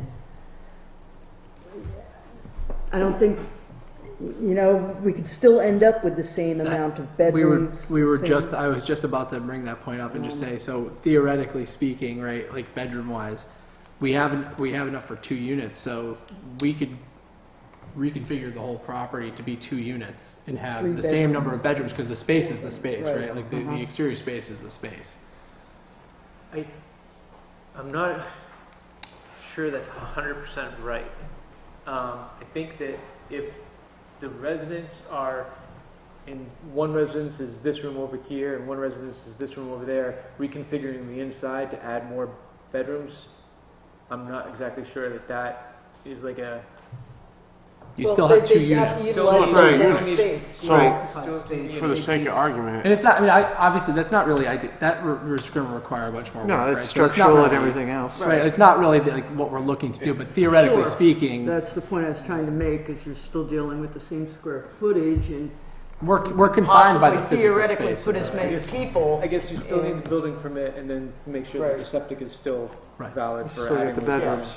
which putting It'd be the the same limit size on septic still, it's just a bedrooms. matter of whether or not we can have 2 units or 3 units. Yeah. So it really is a negligible difference, I think, in the long haul. I think that's a gap in our wording. Units versus bedrooms. Yeah, and that was my fault too, because I said units, but yeah, Well, bedrooms. no, I mean But the two, ordinance. yeah, you could say 2 units, 3 bedrooms each. Right. Or, oh golly, a 4-bedroom unit. And then, we'd end up with half of UNH living there. Exactly. No, I would rather see smaller family units than to see a party unit for sure. Absolutely. As I have to drive by There it was every an day. old farmhouse at one time, upstairs and downstairs. Yeah, yeah. So certainly it was that, but yeah, again, you've got that alcove that is that additional apartment over there. So it would be a moot point really to reconfigure would be definitely shifting around inside. So that would be, I would be adding, and I forgot to say that one of the stipulations I would be adding would be limiting to limit the building to the current size as it sets, meaning no additional poof out for another bedroom, that type of thing. So that would be another condition. Actually, they would have to come in front of the board anyway if they were going to do a construction project, because they don't have enough, their lot size would be too small. Yeah, I think we covered that already. If they were adding an additional unit, Yeah, they would see- need to come back. Yeah. If they had the, Theoretically, they have the space currently for lot coverage. So if they were adding more impervious area, they wouldn't necessarily need to come back. They would only need to come back if it was a new unit to the zoning board. However, they would, if they were reconstructing the site, need to update their site plan approval. One question, sorry, Chairman. The barn, what's your plan with that? Just keep it as a barn storage? Storage. Okay, thank you. I'm going to open up to the butter if she has anything else she'd like to add before we ask the Could final I question. request that I have an opportunity to speak after after they give their testimony, or? Thank you. Could I ask one more question, Mr. Chair? Just because the idea of access and limiting how people are accessing this site has come up. Have you reached out to DOT regarding the driveway access for the shared driveway in any way? Okay. For the house you're referring to, the new house? The one that's marked paved driveway on your plan. So typically, a standard planning board condition of approval is either an updated driveway permit or written confirmation from DOT or the road agent that the existing driveway can handle the proposed change in use. So I would be a little bit nervous if we were making final decisions about closing off, for example, the Old Turnpike Road driveway until we had had that But that one isn't really. conversation with the Department of Yeah, Transportation. it seems like Old Turnpike would be more of the easement through, but that paved driveway and parking area was part of his commercial use approval, is having all that, so Prior I to would it think, being but I'm realized. wondering about that second home, the new home, whether that comes off of that joint driveway. It does. Doesn't it? So that is an issue, so you would have had to have DOT approval for that driveway to exist off of, because that would be shared For the use. other home when it was approved, you mean? Well, before that, those 2 lots, they were approved, that driveway was approved for that. Way back Off of the then. shared use? Yes, Off of that original yes. driveway? It's a right of way. Which I could see. Essentially, I would prefer to leave enough flexibility that if DOT says, well, we can see 2 units coming off of that driveway, but not 3, Yeah. that we can handle I that don't know as why they a would condition see- of site plan approval if I we can't need to be imagine- flexible. I can't imagine why DOT would say that when the I commercial. wouldn't see yeah. it either. Well, the Um, commercial property, you probably had 20, 30 customers a day coming Yeah, we in had that driveway. easily. So this is actually an ease on that Wow. driveway. It is a lessening in Yeah. traffic. I just Yeah. want to make sure that we have that flexibility if Right. District 6 wants specific things, that we haven't made a final determination All on right, that. so that puts us back to obtaining all permits, which includes your septic, DOT. I can't imagine And- DOT not approving that. I would be shocked. I would say all state and local permits if that driveway on Old Turnpike Contains- Road was going to remain open as an emergency access. Yeah, I to would say confirm it with would the be road emergency agent. access on that back Old Turnpike, but if you saw it right now, it's just a mud bath, because it's not a road, it was like a A back, lawn that's it was a already backyard, yeah, it was a backyard with lilac trees. I'm still mad at you. It wasn't him. No, it was his tenant, really. It was the ice took him, bowed him down, and the guy just went out and chopped, took them all down in dead of winter instead of letting them spring back up. Hey, don't get me started. I'm sure my Yeah, client would be state amenable road. to putting up some lilac trees. Local permits, I mean, it would certainly be Know where to beautiful. find them? He's got a good hookup for this. State and local permits, and what did we say before, copies to the town? Yep. So before you start your 7 questions, I'm at up to 7 bedrooms. Stipulate 3 units containing up to 7 bedrooms. I would like to say limit units to current size as it sets for those 3 units, if we, because we could amend to 2, whatever. And then contingent upon obtaining state and local permits and copies to town. So that's where I'm at as far as stipulations or thingies on that. So I don't know if you want to go with the questions, and then we can debate. And Sure. Yeah, I agree. I'm going to read the 5 questions. You can read verbatim for the record, or you can cliff note it a little bit. Starting with question 1, granting the variance would not be contrary with public interest because. So your prior applicant combined 1 and 2, which seemingly did as well. Those were a little different because they were special exceptions. So I'll read you the way I have them. They kind of roll into each other. So for question number 1, I said that the zoning ordinance protects the public interest largely by promoting public health, safety, and general welfare, as well as preserving the resources and overall aesthetic of the town. Given that this is the spirit of the ordinance, much of this analysis is discussed in question number 2. The proposed change of use of this property from mixed use to full residential use will have a negligible impact on the health, safety, and welfare of the public, and is thus not contrary to public interest. Wow, you're fast. The use is not contrary to Read the for a spirit of the living. ordinance because. you just answered that. So, pursuant to section 4B3A of the ordinance, the residential density restrictions have been implemented with the following goals in mind: lessening vehicle congestion in the streets, preventing overcrowding of land, avoiding undue concentration of population, facilitating adequate provision of public facilities, utilities, and services, assuring proper use of natural resources, and contributing to the community character and quality neighborhoods.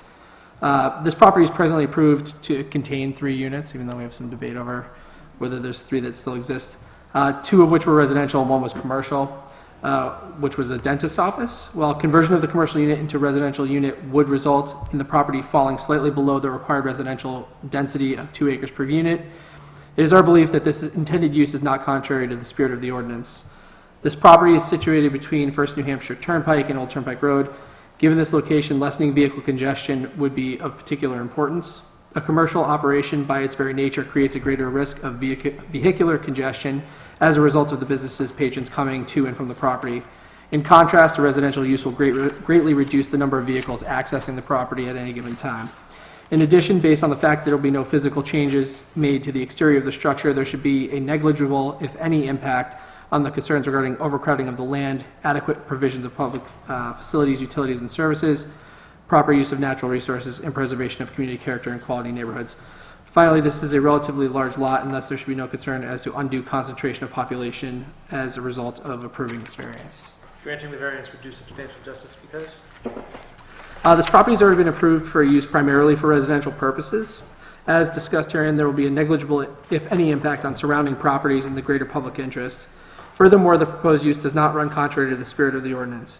Should this variance be granted, substantial justice will be done, however, for both the property owner as well as the tenants residing at this property. It can be inherently difficult for a property owner to find commercial tenants who are seeking to locate their businesses on a property that is shared with residential tenants. The needs and desires of commercial tenants and residential tenants are typically quite different and at times can be adverse. This is particularly true when there's not a well-defined separation between the commercial and residential spaces, which is the case with this property, as compared to apartment building, for example, with commercial spaces all along the bottom.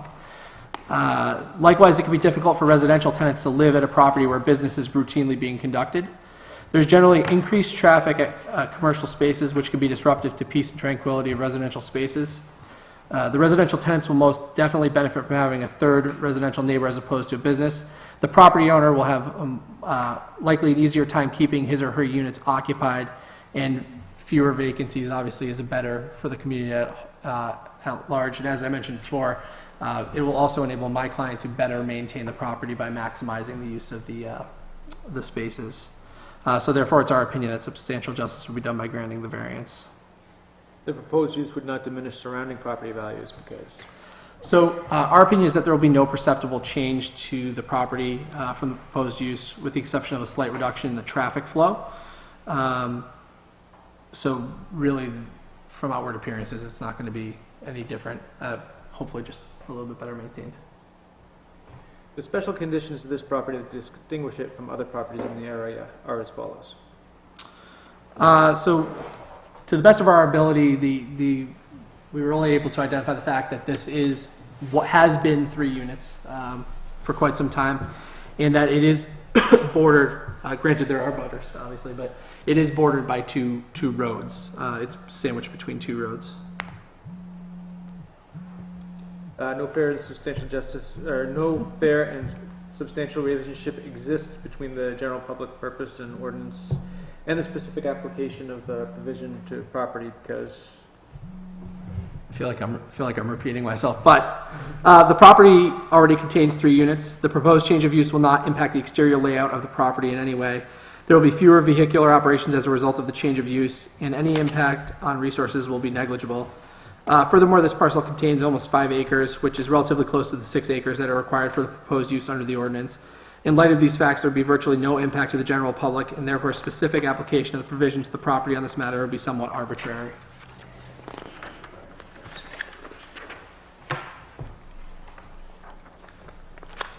Linda, do you want to speak? Yeah, I'd just like to comment that I would disagree with the statement that vehicular traffic, the commercial, this is a unique parcel because it has frontage on 2 roads. The commercial unit that was in there was accessing to the state highway, not to the town road, which is narrow, and where they access to this lot is muddy, and it's just really difficult. Very, very limited sight distance. It never was intended to be a permanent driveway. So I would agree that there's no issues with traffic if the new unit that's being added was to access their property through the front to the state road, then I would not disagree with that. But without that clarification, then I don't believe it meets that. And I believe it would impact abutters, not only myself, but the person beside who's got a driveway, their only legal driveway beside this one. That's how, on the back of the parcel.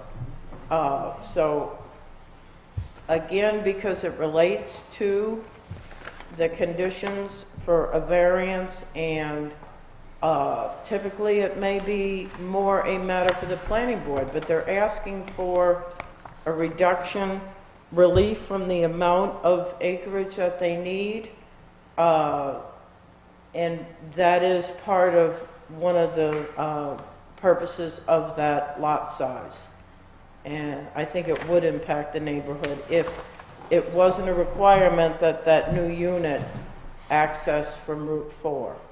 And my other concern is that the number of bedrooms are limited and that there is clarification that it will be within the existing structure as it is today. Thank you.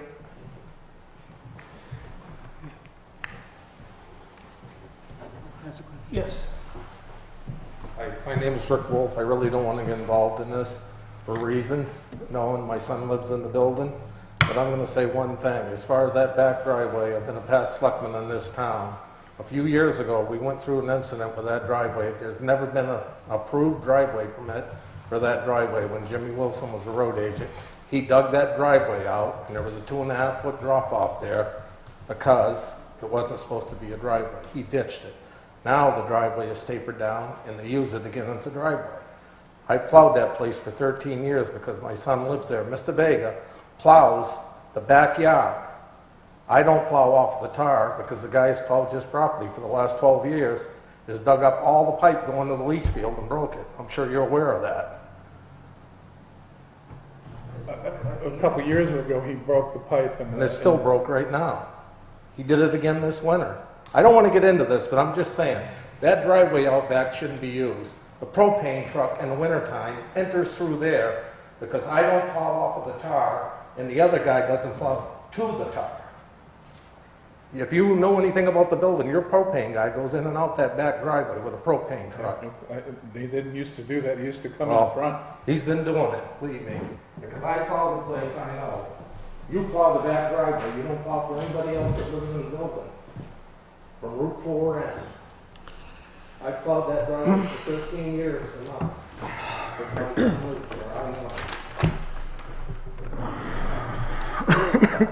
Well, the dental office was, well, we'll talk about that. I'll talk with you afterwards on this. What's our, Sorry, I don't know that aspect about a road agent. So what I I, live on the corner of Selectman. side and rear setback? what I'd like to do is Sticky one right I'd like there. to make a motion that'll probably be changed a couple of times, but just to end public comment and to start moving this toward completion. You going to close session? Yes. Okay. I'd like to make a motion, well, never mind, I don't want to make a motion, I'd like to make a comment. In the 5 questions, the answers we heard, a lot was about 3 units. And although, yes, there were 3 units there, technically we can't consider it 3 units because of the intentional abandonment. However, when push comes to shove, we're looking at the gray area of 1.05 acres. And that's why they're here. Now, taking into account abutters and the difference in traffic that will now occur because of another unit, I think it is important that we keep all traffic to Route 4. I'm going to point out that that back driveway does not have to the property line of that other neighbor, doesn't have that setback. A gravel driveway is not considered a structure. Ooh, boy, he's right like on the property It's line. not really a driveway. It's not really a driveway, so I mean, that's the question is that, Referring it to it. Well, I would also say if no driveway permit has ever been issued for that back driveway, then it is not is in not a fact driveway. a driveway, and that's really helpful to know going into planning board on Thursday night. yeah, and that's the point is that, you know, that someone has taken upon, again, to use that, and it was more of a track, as it was like a farmhouse type thing originally, probably before the first guy, and, you know, with the barn and all, so it was a track through, but it wasn't a road driveway. And then, like I said, because it was so muddy and unuseful with the few people that tried to use it over the one other guy tried to cut a diagonal down the hill one day, went out and cut trees and everything to make his own driveway. And that was when we were talking. It's like I went, said you can't do that. You just cannot come to Northwood and cut a road into, a town road. So yeah, I got a problem with that back driveway. I do. I do think that usage should be, if at all possible, restricted to the paved surface to the front. But I'm not sure if we can stipulate that. I'd be honest with you. Part of the argument was that the commercial use had used the front driveway and access as parking, but if we negate the commercial use as abandoned, then we lose that argument. So it's kind of tough. I do think that the adequate parking space and travel paved driveway is adequate for 3 units. We spoke and said 8 to 10 cars could park there. 3 units should not have much more than 8 to 10 cars. Certainly, usually 6 cars if you got 2 cars in a household. So there's more than adequate parking and accommodations to the front of the building with emergency access to the back, as we know they've got to have fire and second floor. So I'm not adverse to somehow putting it in there. I'm just not sure how you do it.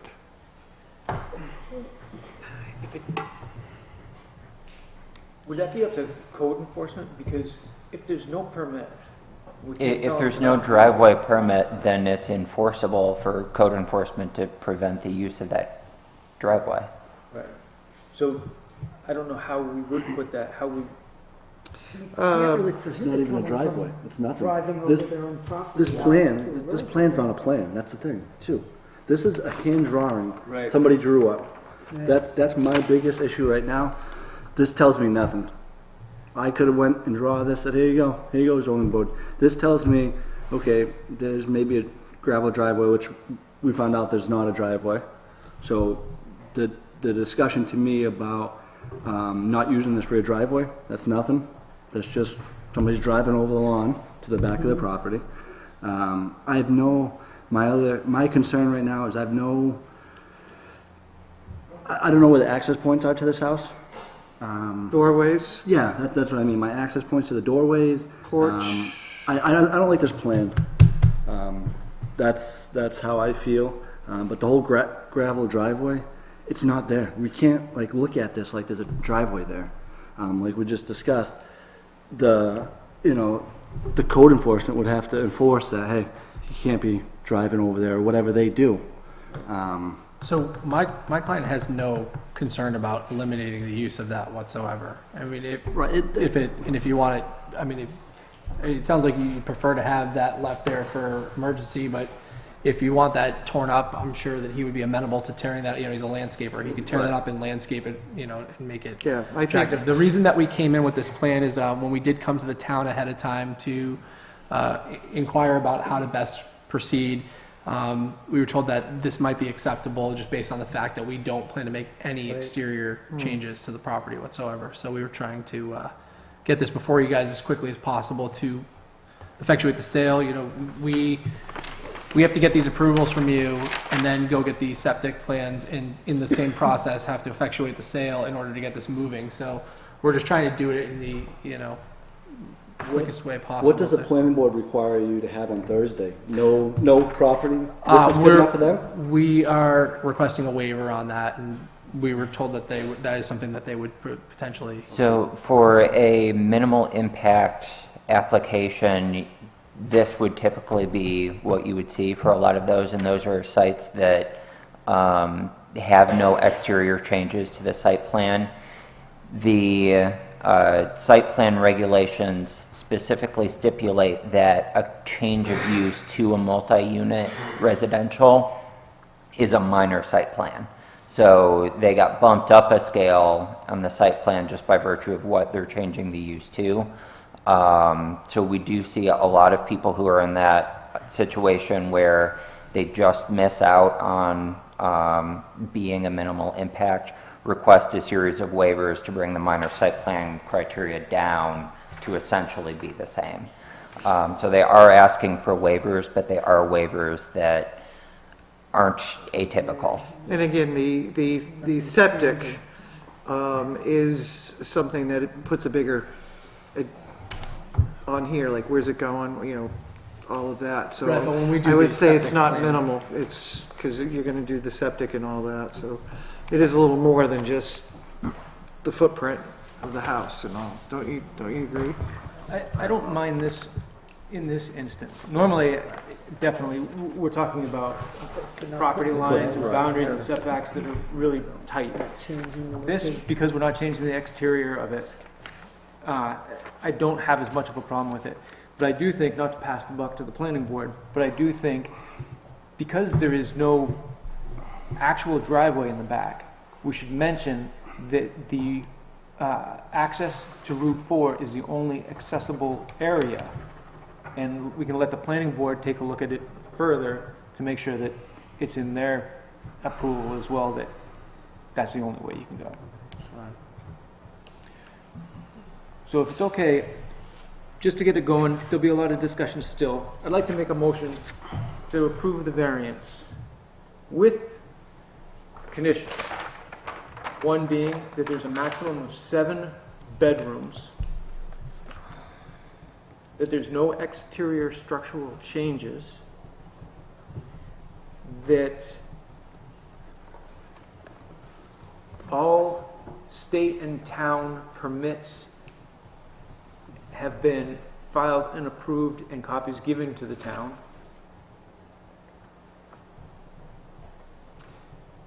And that the only access point would be from First New Hampshire Turnpike.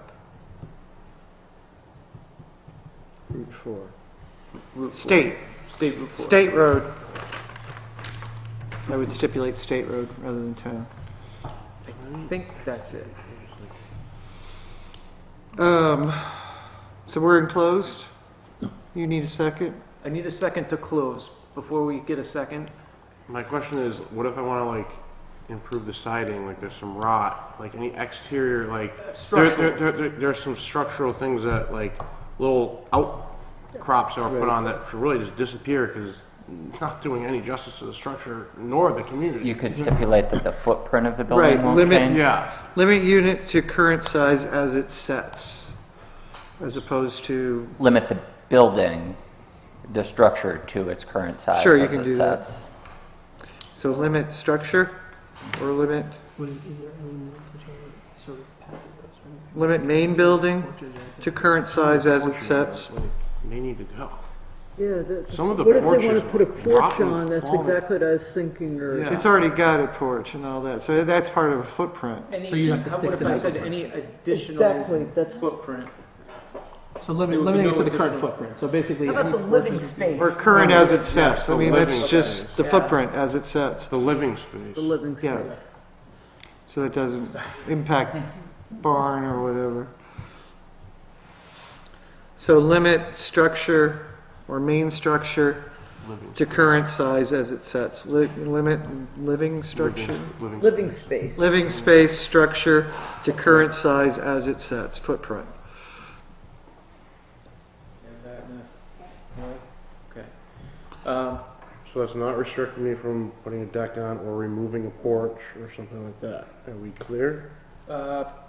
Putting a deck on, that would restrict you. Is it But- building? It's not living space. Replacing Oh, okay. Well, Well, I'm just thinking, like, for building permits, like, I had to get a permit for a Yeah, deck, that's I something mean, that over a certain I size. get a yeah. building permit. Yeah, we're talking about living space, like Right. walls, bedrooms. foundation.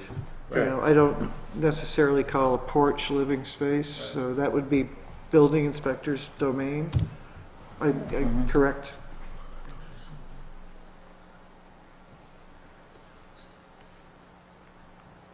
do I have a second? Second. I have a second. Discussion. Again, I think regardless of knowing that he sold property before is almost irrelevant at this point. He's coming to us as a fresh, clean variance. It's 1.05 acres. It is a unique piece of property on Route 4. There's not a lot of acreage that size. The building is not going to change.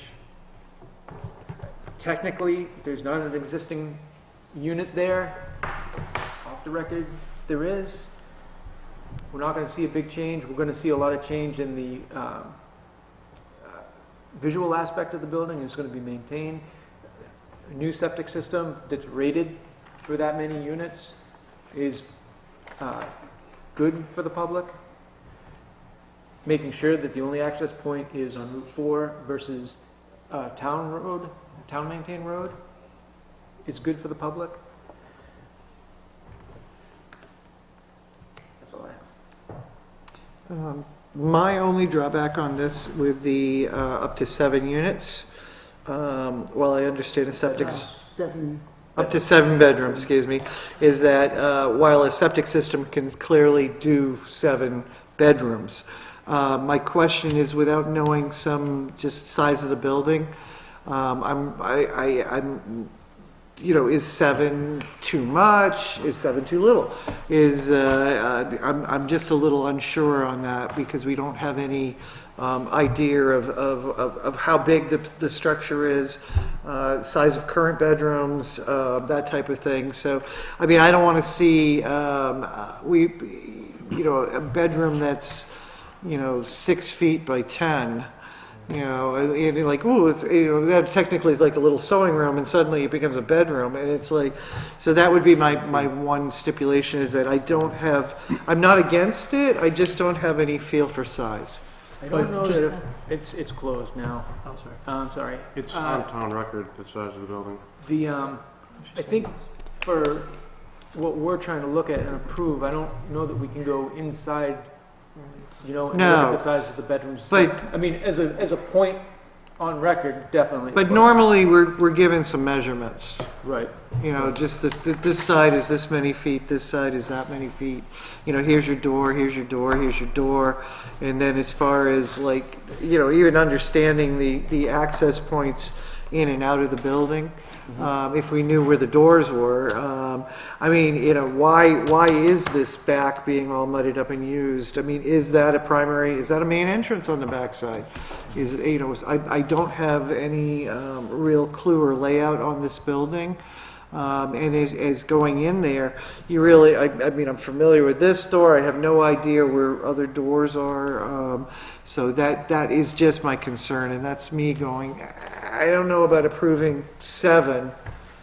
Yeah, when I'm just not sure of the size of the structure. If we're going to set that limit, there should be some dimensions.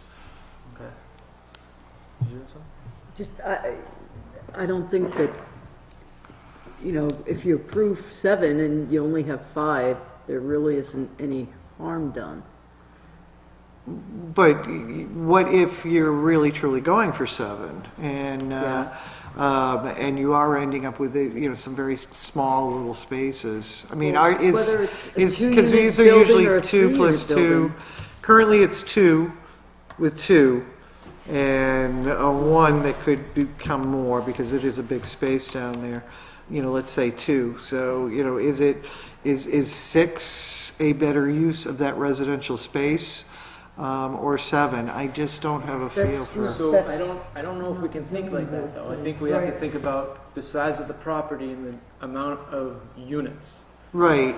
And bedrooms. Which is 3. We're in agreement 3 for the 1.055 acres short of the 6 acres. So we're in agreement of 3, but we've also been asked or tasked or requested or for the benefit of the community to set a limit on bedrooms, which would be what would determine the septic plan, the whole bit. So, and I'm just saying, if we're going to set 7, how do we know 7 is a right number? Well, I think we came up with 7 because that's what's existing now. No, it's existing 2 plus 2 plus 1. So, and with the potential of the 1 being more, because it's really been the dentist's office and hasn't been remodeled down there, I assume. And the other 2 apartments, the existing 2 apartments are 2 and 2, with one of them having the potential to have a 3rd bedroom. So that's my question, is how do we know that we're making the right call at 7? Well, it wouldn't make a difference, though, if it were a 2-unit building with that many bedrooms or a 3-unit. If it was a 2-unit building with 7 bedrooms, I still would be questioning dimension. What are the sizes? But the square I feet don't is know the if square that's- feet, I don't and we know if can't that's dictate. part of our discussion, though. Right. Well, it's We're part just- if we're putting a limit on Right, bedrooms. and I agree with Pam with that. I understand where she's coming from. We're trying to say they can have no more than 7 bedrooms. Right. Why are we putting a limit on it then? That's where Pam is coming from. How can she agree with, let's do 7 bedrooms if we don't know how big this house is? Why are we putting a limit on it if we're looking at the lot size? How do I know that That's the, where she's coming, that's We what, I decided to stay. because in the footprint. potentially, he originally said 2 plus 1 on one of the apartments, then there's a 2-bedroom apartment, and then the bottom floor could have 1 and up to 3 bedrooms, so that puts it at 8. So, and Right, but so. we're limiting it to We're 7. limiting it to 7, so who's to say that, that's fair and reasonable when potentially it could be 6, or he could have the option of the 8. I mean, if for us to put a 7 on it without really knowing, could be hampering him from having 8 when that was a possibility. But again, we don't have any, we don't have any size of That's the point these. of him testifying before us and offering us the information that they've given us. You know, Right, but- he's giving us a good faith. Again, without dimensions, it's just kind of hard for me to wrap my brains around. That's what I'm how many like, the pieces. dimensions are the dimensions. We've made the accommodation that we have to stay, the living space will not exceed the footprint of the building as it Right. exists now. So it's 3 units, but how many, Yes. again, and septic is dependent upon bedrooms. I understand, right. So- So, Sorry. no, go ahead. To go back then, if we didn't put a limit on bedrooms, it would be up to the building inspector to approve any changes to what currently exists. Typically, knowing that anything on the inside, people do no matter what anyway, but, And so, do you know what I mean? Yeah, So I I'm see just what- I wondering, see what you're so they would arguing have for. to, I'm just wondering on interior work, you have to get, because you get approval for insulation, all that stuff, wiring, Yeah. but would the building, would that be in his jurisdiction of quantity of bedrooms for footprint? Not quantity, I don't believe, but Size. safety-wise. Safety-wise. That's what I mean, is that Yes, you'll for have us to be setting a number without knowing this building, interior of this building size, just having square footage. I have no dimensions here whatsoever on square footage, so I'm just kind of like, how do I set that number? So you're coming from it on the side where they could actually have more bedrooms if they wanted to. I can't say We're one way or saying- another. right, Yeah, they potentially, we could be hampering them from having that additional bedroom, but I just don't have that square footage, so But hard that to would say. work the other way also. They, again, I mean, I'm what if relying on their this, testimony and And their again, good their faith towards us. testimony has They had- could have said that, there's a 1-bedroom apartment. but they haven't given us any upstairs. square footage, The like- square can you open footage is this back public up close enough? information, Would the though. board Can you consider open it back up close allowing to- Sure. Yeah, do you to want to, reopen? We've got for additional several people want to input? talk, so it's up, I don't mind. can I get I make a motion to reopen to the public, table the motion and reopen to the public? Sure, Do I I have don't a mind. second? So I second. Second, any discussion? All in favor, say aye. Aye. Aye. yeah, Okay. think we just- From the applicant first? Okay. We'll just make it quick. So I think that you are correct. Like, in order for us to go in there with a certain number of bedrooms, right, the building inspector is going to be looking at egress from each of those bedrooms. There's only so many windows in the house. I understand that you don't know exactly how many units you can get there. Yeah. I think that your point is a good point, which is we could go in there and make 7 bedrooms, 14, whatever the building inspector would be willing to approve. We can make that in 2 units without a variance. So realistically, we are just looking to keep it as 3 units. I think that we have a pretty reasonable understanding of what's existing there just based on testimony that these bedrooms would work.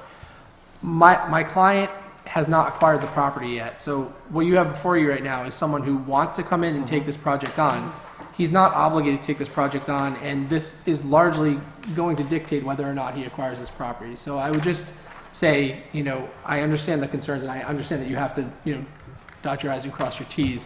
But we're getting at the point in this project now where if we can't move the project forward, we're going to move on to other projects. Right, but we've already said 3 units, we're fine. Yeah, no, I 2 know. to 3, it I doesn't understand. matter. I understand. I just, but- as far as setting a limit of 7, I don't know if that's the right thing to do. But I think the But future. But that property doesn't owners- block you from anything. It doesn't say I'm against anything. No, Don't push absolutely. me into anything either. No, The I other totally point, don't ever do that. The other point is that whether or not for the motion, the quantity of 7 should be within there or not. That's Is it under our jurisdiction? it's like, I don't want to limit you from potential. I definitely don't care whether they go to 2 units or whatever. He's asking for 3, I'm willing to go 3. I'm just not sure that we should be setting number of bedrooms. I'm just not sure of that. Can you do something Let me, that, let me just get somebody. If I could just go back to my comment on, I was the one that suggested the 7. Right. The reason I suggested the 7 is because they have 2 units now. They're existing, they're 2 bedrooms each. They're looking to add a unit. I suggested that 3 bedrooms, giving them the possibility of an extra bedroom in that 3rd unit. Forget the other 2 because they're already there. The reason I'm saying that is because they have less than the required lot size for the 3 units. So by saying 7 bedrooms, you're saying essentially that 3rd unit would have 3 bedrooms. And by doing so, you're limiting the number of bedrooms overall, and it ties it to a septic system. It gives them a larger potential for that 3rd unit that they're adding, and yet still, because they have less, you're retaining what's existing in the other 2, and it allows the building inspector and them to go forward with 3 units. And that's based on requesting relief from so bedrooms do matter, because if you say to them, well, we'll give them 5 bedrooms, you're going to increase the number of people, you're going to increase traffic, you're going to increase congestion on the site. So my recommendation was a reasonable way that they could have a 3rd unit and still potentially meet what you feel are the requirements to grant a variance. Mr. Chair, if I may.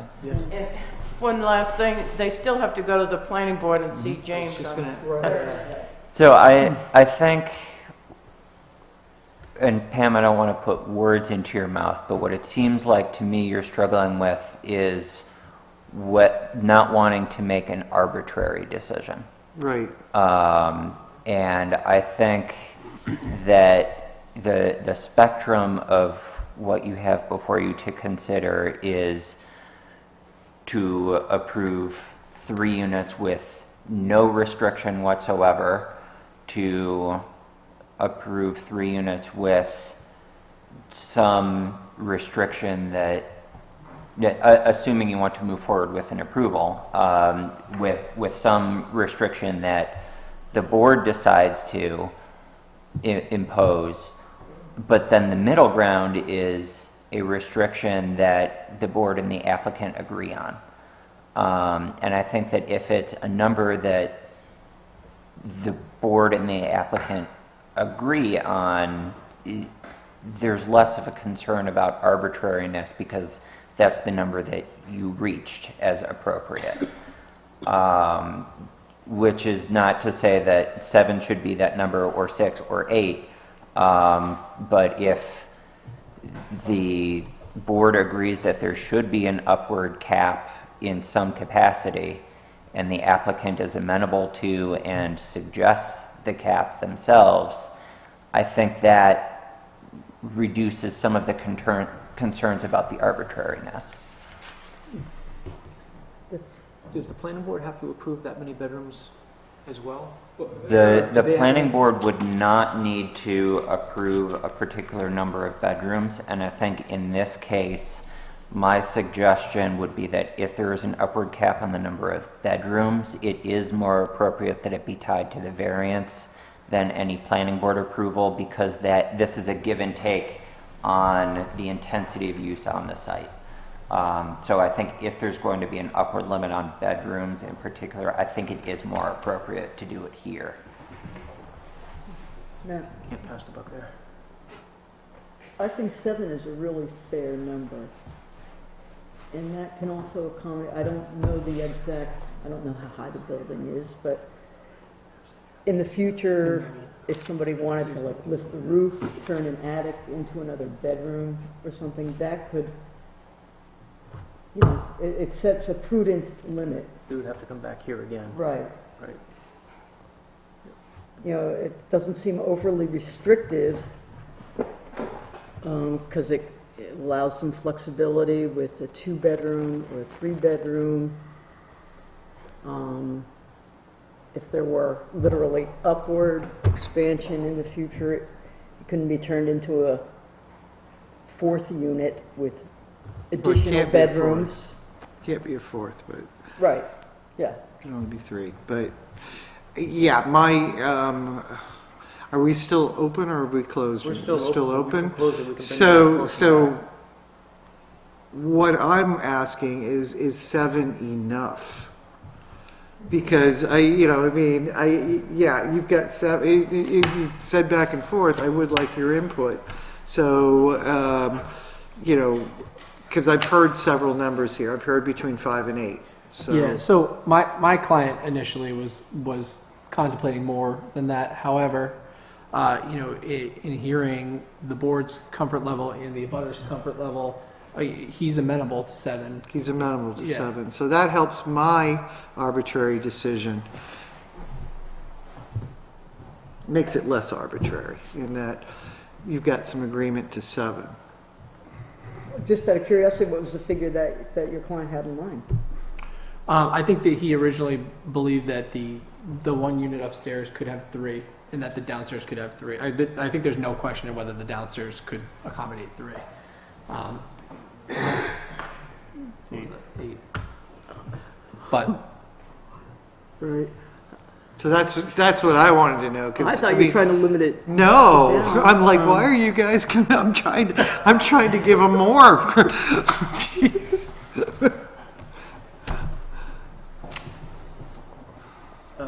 You can be tough and be lenient at the same time. Yeah. So 7, I could agree with 7 in that I'm hearing it from over here, I'm hearing it from over here, I'm hearing it from over here, and again, 7 seems to be good. I mean, I don't want 400,000 people over there, but what the building can stand is what the square footage is, and that was my whole question about size is. How big is this place?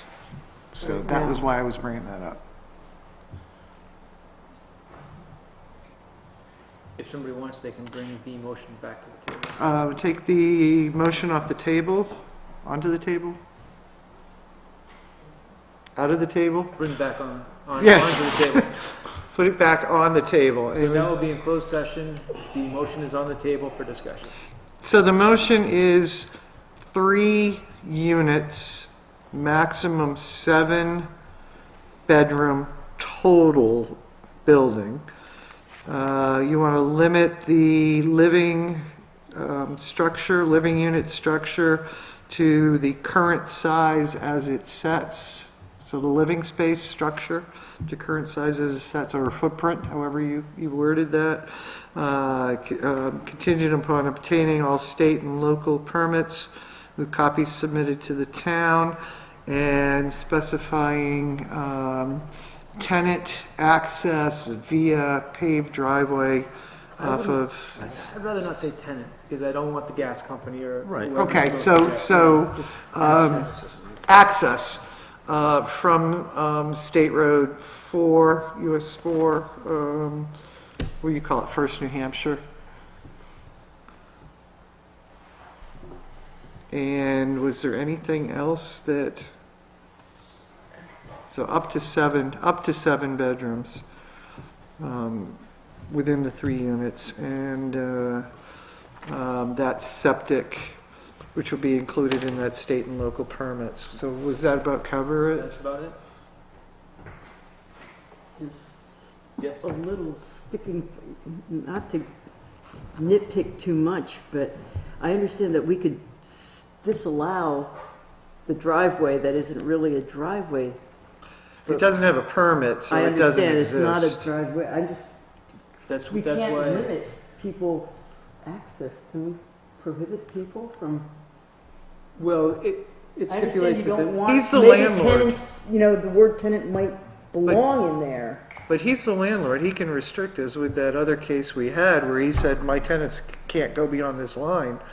So, you know, if he owns it, he can tell his people, look, don't park on my land, I just did the landscaping there. So he has that ability to restrict them from, look, you can't use Yes, that. that's my point, is like, I don't think we, the zoning board, can tell a property owner We can not tell them they to- can't have not access to from drive the road. across, you know, not to access well, right, their property from Old Turnpike Road. Well, they would- But I think legally, we could request that his tenants, that, you know, not use that as an egress. Well, he's got the or propane trucks access. and everything too. I mean, he I can drive on his Yes, own land. and Yeah, we're the not butters restricting. don't want to allow that. We're not restricting him from driving onto his own land, and again, Well, the that's- wording was. no, that's not the restriction. That's the idea of use, people using the building to access the building via the Route 4 entrance. And, you know, just not be using that back unless, yeah, he's a landscaper. He's gonna roll back there all the time. And, fire department ambulance, if they gotta get back there, Yeah, they're gonna I back on the understand. lawn. And, Linda and I aren't gonna run out and go, no, you can't do that. Well, I mean, how do we know he's not gonna put up a fence? Maybe he could. You know what I he mean? would, So I you mean, know? all this talk And about that's this back somebody- entrance, Right. it's nothing to not do an with entrance- us. Exactly. At all.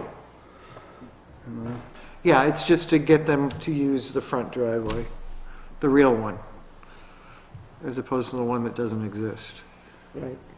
The non-permitted. because it's brought up, the planning board will look at that as well, too. So Yeah. it'd be- So I don't remember how you said, but you said something about access via First New Hampshire or with the DOT. Yeah, we're closed. So I think my recommended conditions for the planning board will depend on which way you go on this. If you restrict all access to Route 4, then as a condition of the variance, you have restricted all access to Route 4. If you put no condition related to driveways or access, my recommendation to the planning board would be that if that driveway, rear driveway, were to be used, they need to get a driveway permit for it. If they will not be getting a driveway permit, it needs to be removed from the site plan Right. because it won't be a driveway. Right. So either it won't be depicted on the plan in any form in the final site plan, or they will get a permit for that access Right. point. And And it there does say- will be no middle ground. Any middle Right. ground would be subject to enforcement. So it does, yeah, when you made your motion and you said obtaining all state and local permits, including, or Septic system, driveway permits, DOT, DOT. or, you know, again, we don't want you to get a driveway permit for that, but again, that's the owner, you go and apply, and the people with jurisdiction do what they're gonna do, but currently you don't have a permit, so Fair enough. It shouldn't it's even be not on a the plan. driveway currently. An issue. I was unaware of that. I wouldn't have put it on the plan. Well, it looks like a muddy driveway. Any more discussion? So point of clarification, is that condition for access only from First New Hampshire Turnpike still a part of the motion? I would leave it there. Yeah. Okay. And again, access from First New Hampshire Highway, whatever, what do we call it, First New Hampshire Turnpike? Again, if they go and apply for a driveway permit and all that, that's a whole separate issue. Not with that condition of approval. With that condition of approval, there cannot be a driveway permit because Okay. this variance would be null and void. All right, so yeah, I would stipulate that.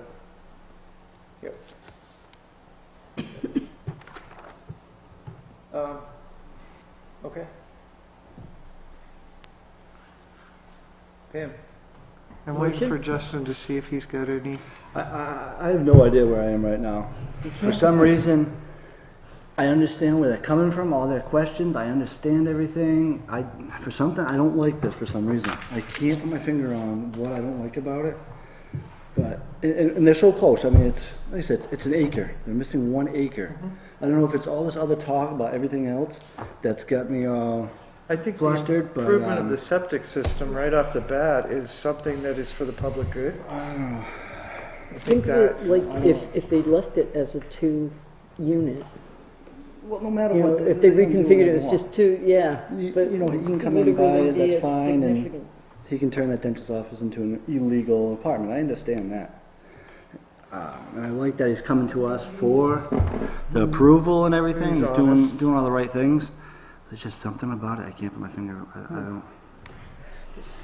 I'm not leaning towards issues it. and- I just.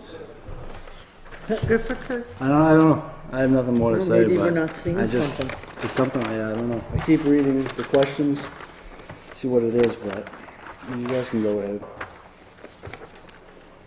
Anything else, Brenda? No, I don't think so. If there's no motion to table it, then I'm gonna go ahead with the vote. Call the vote. Pam, how do you vote?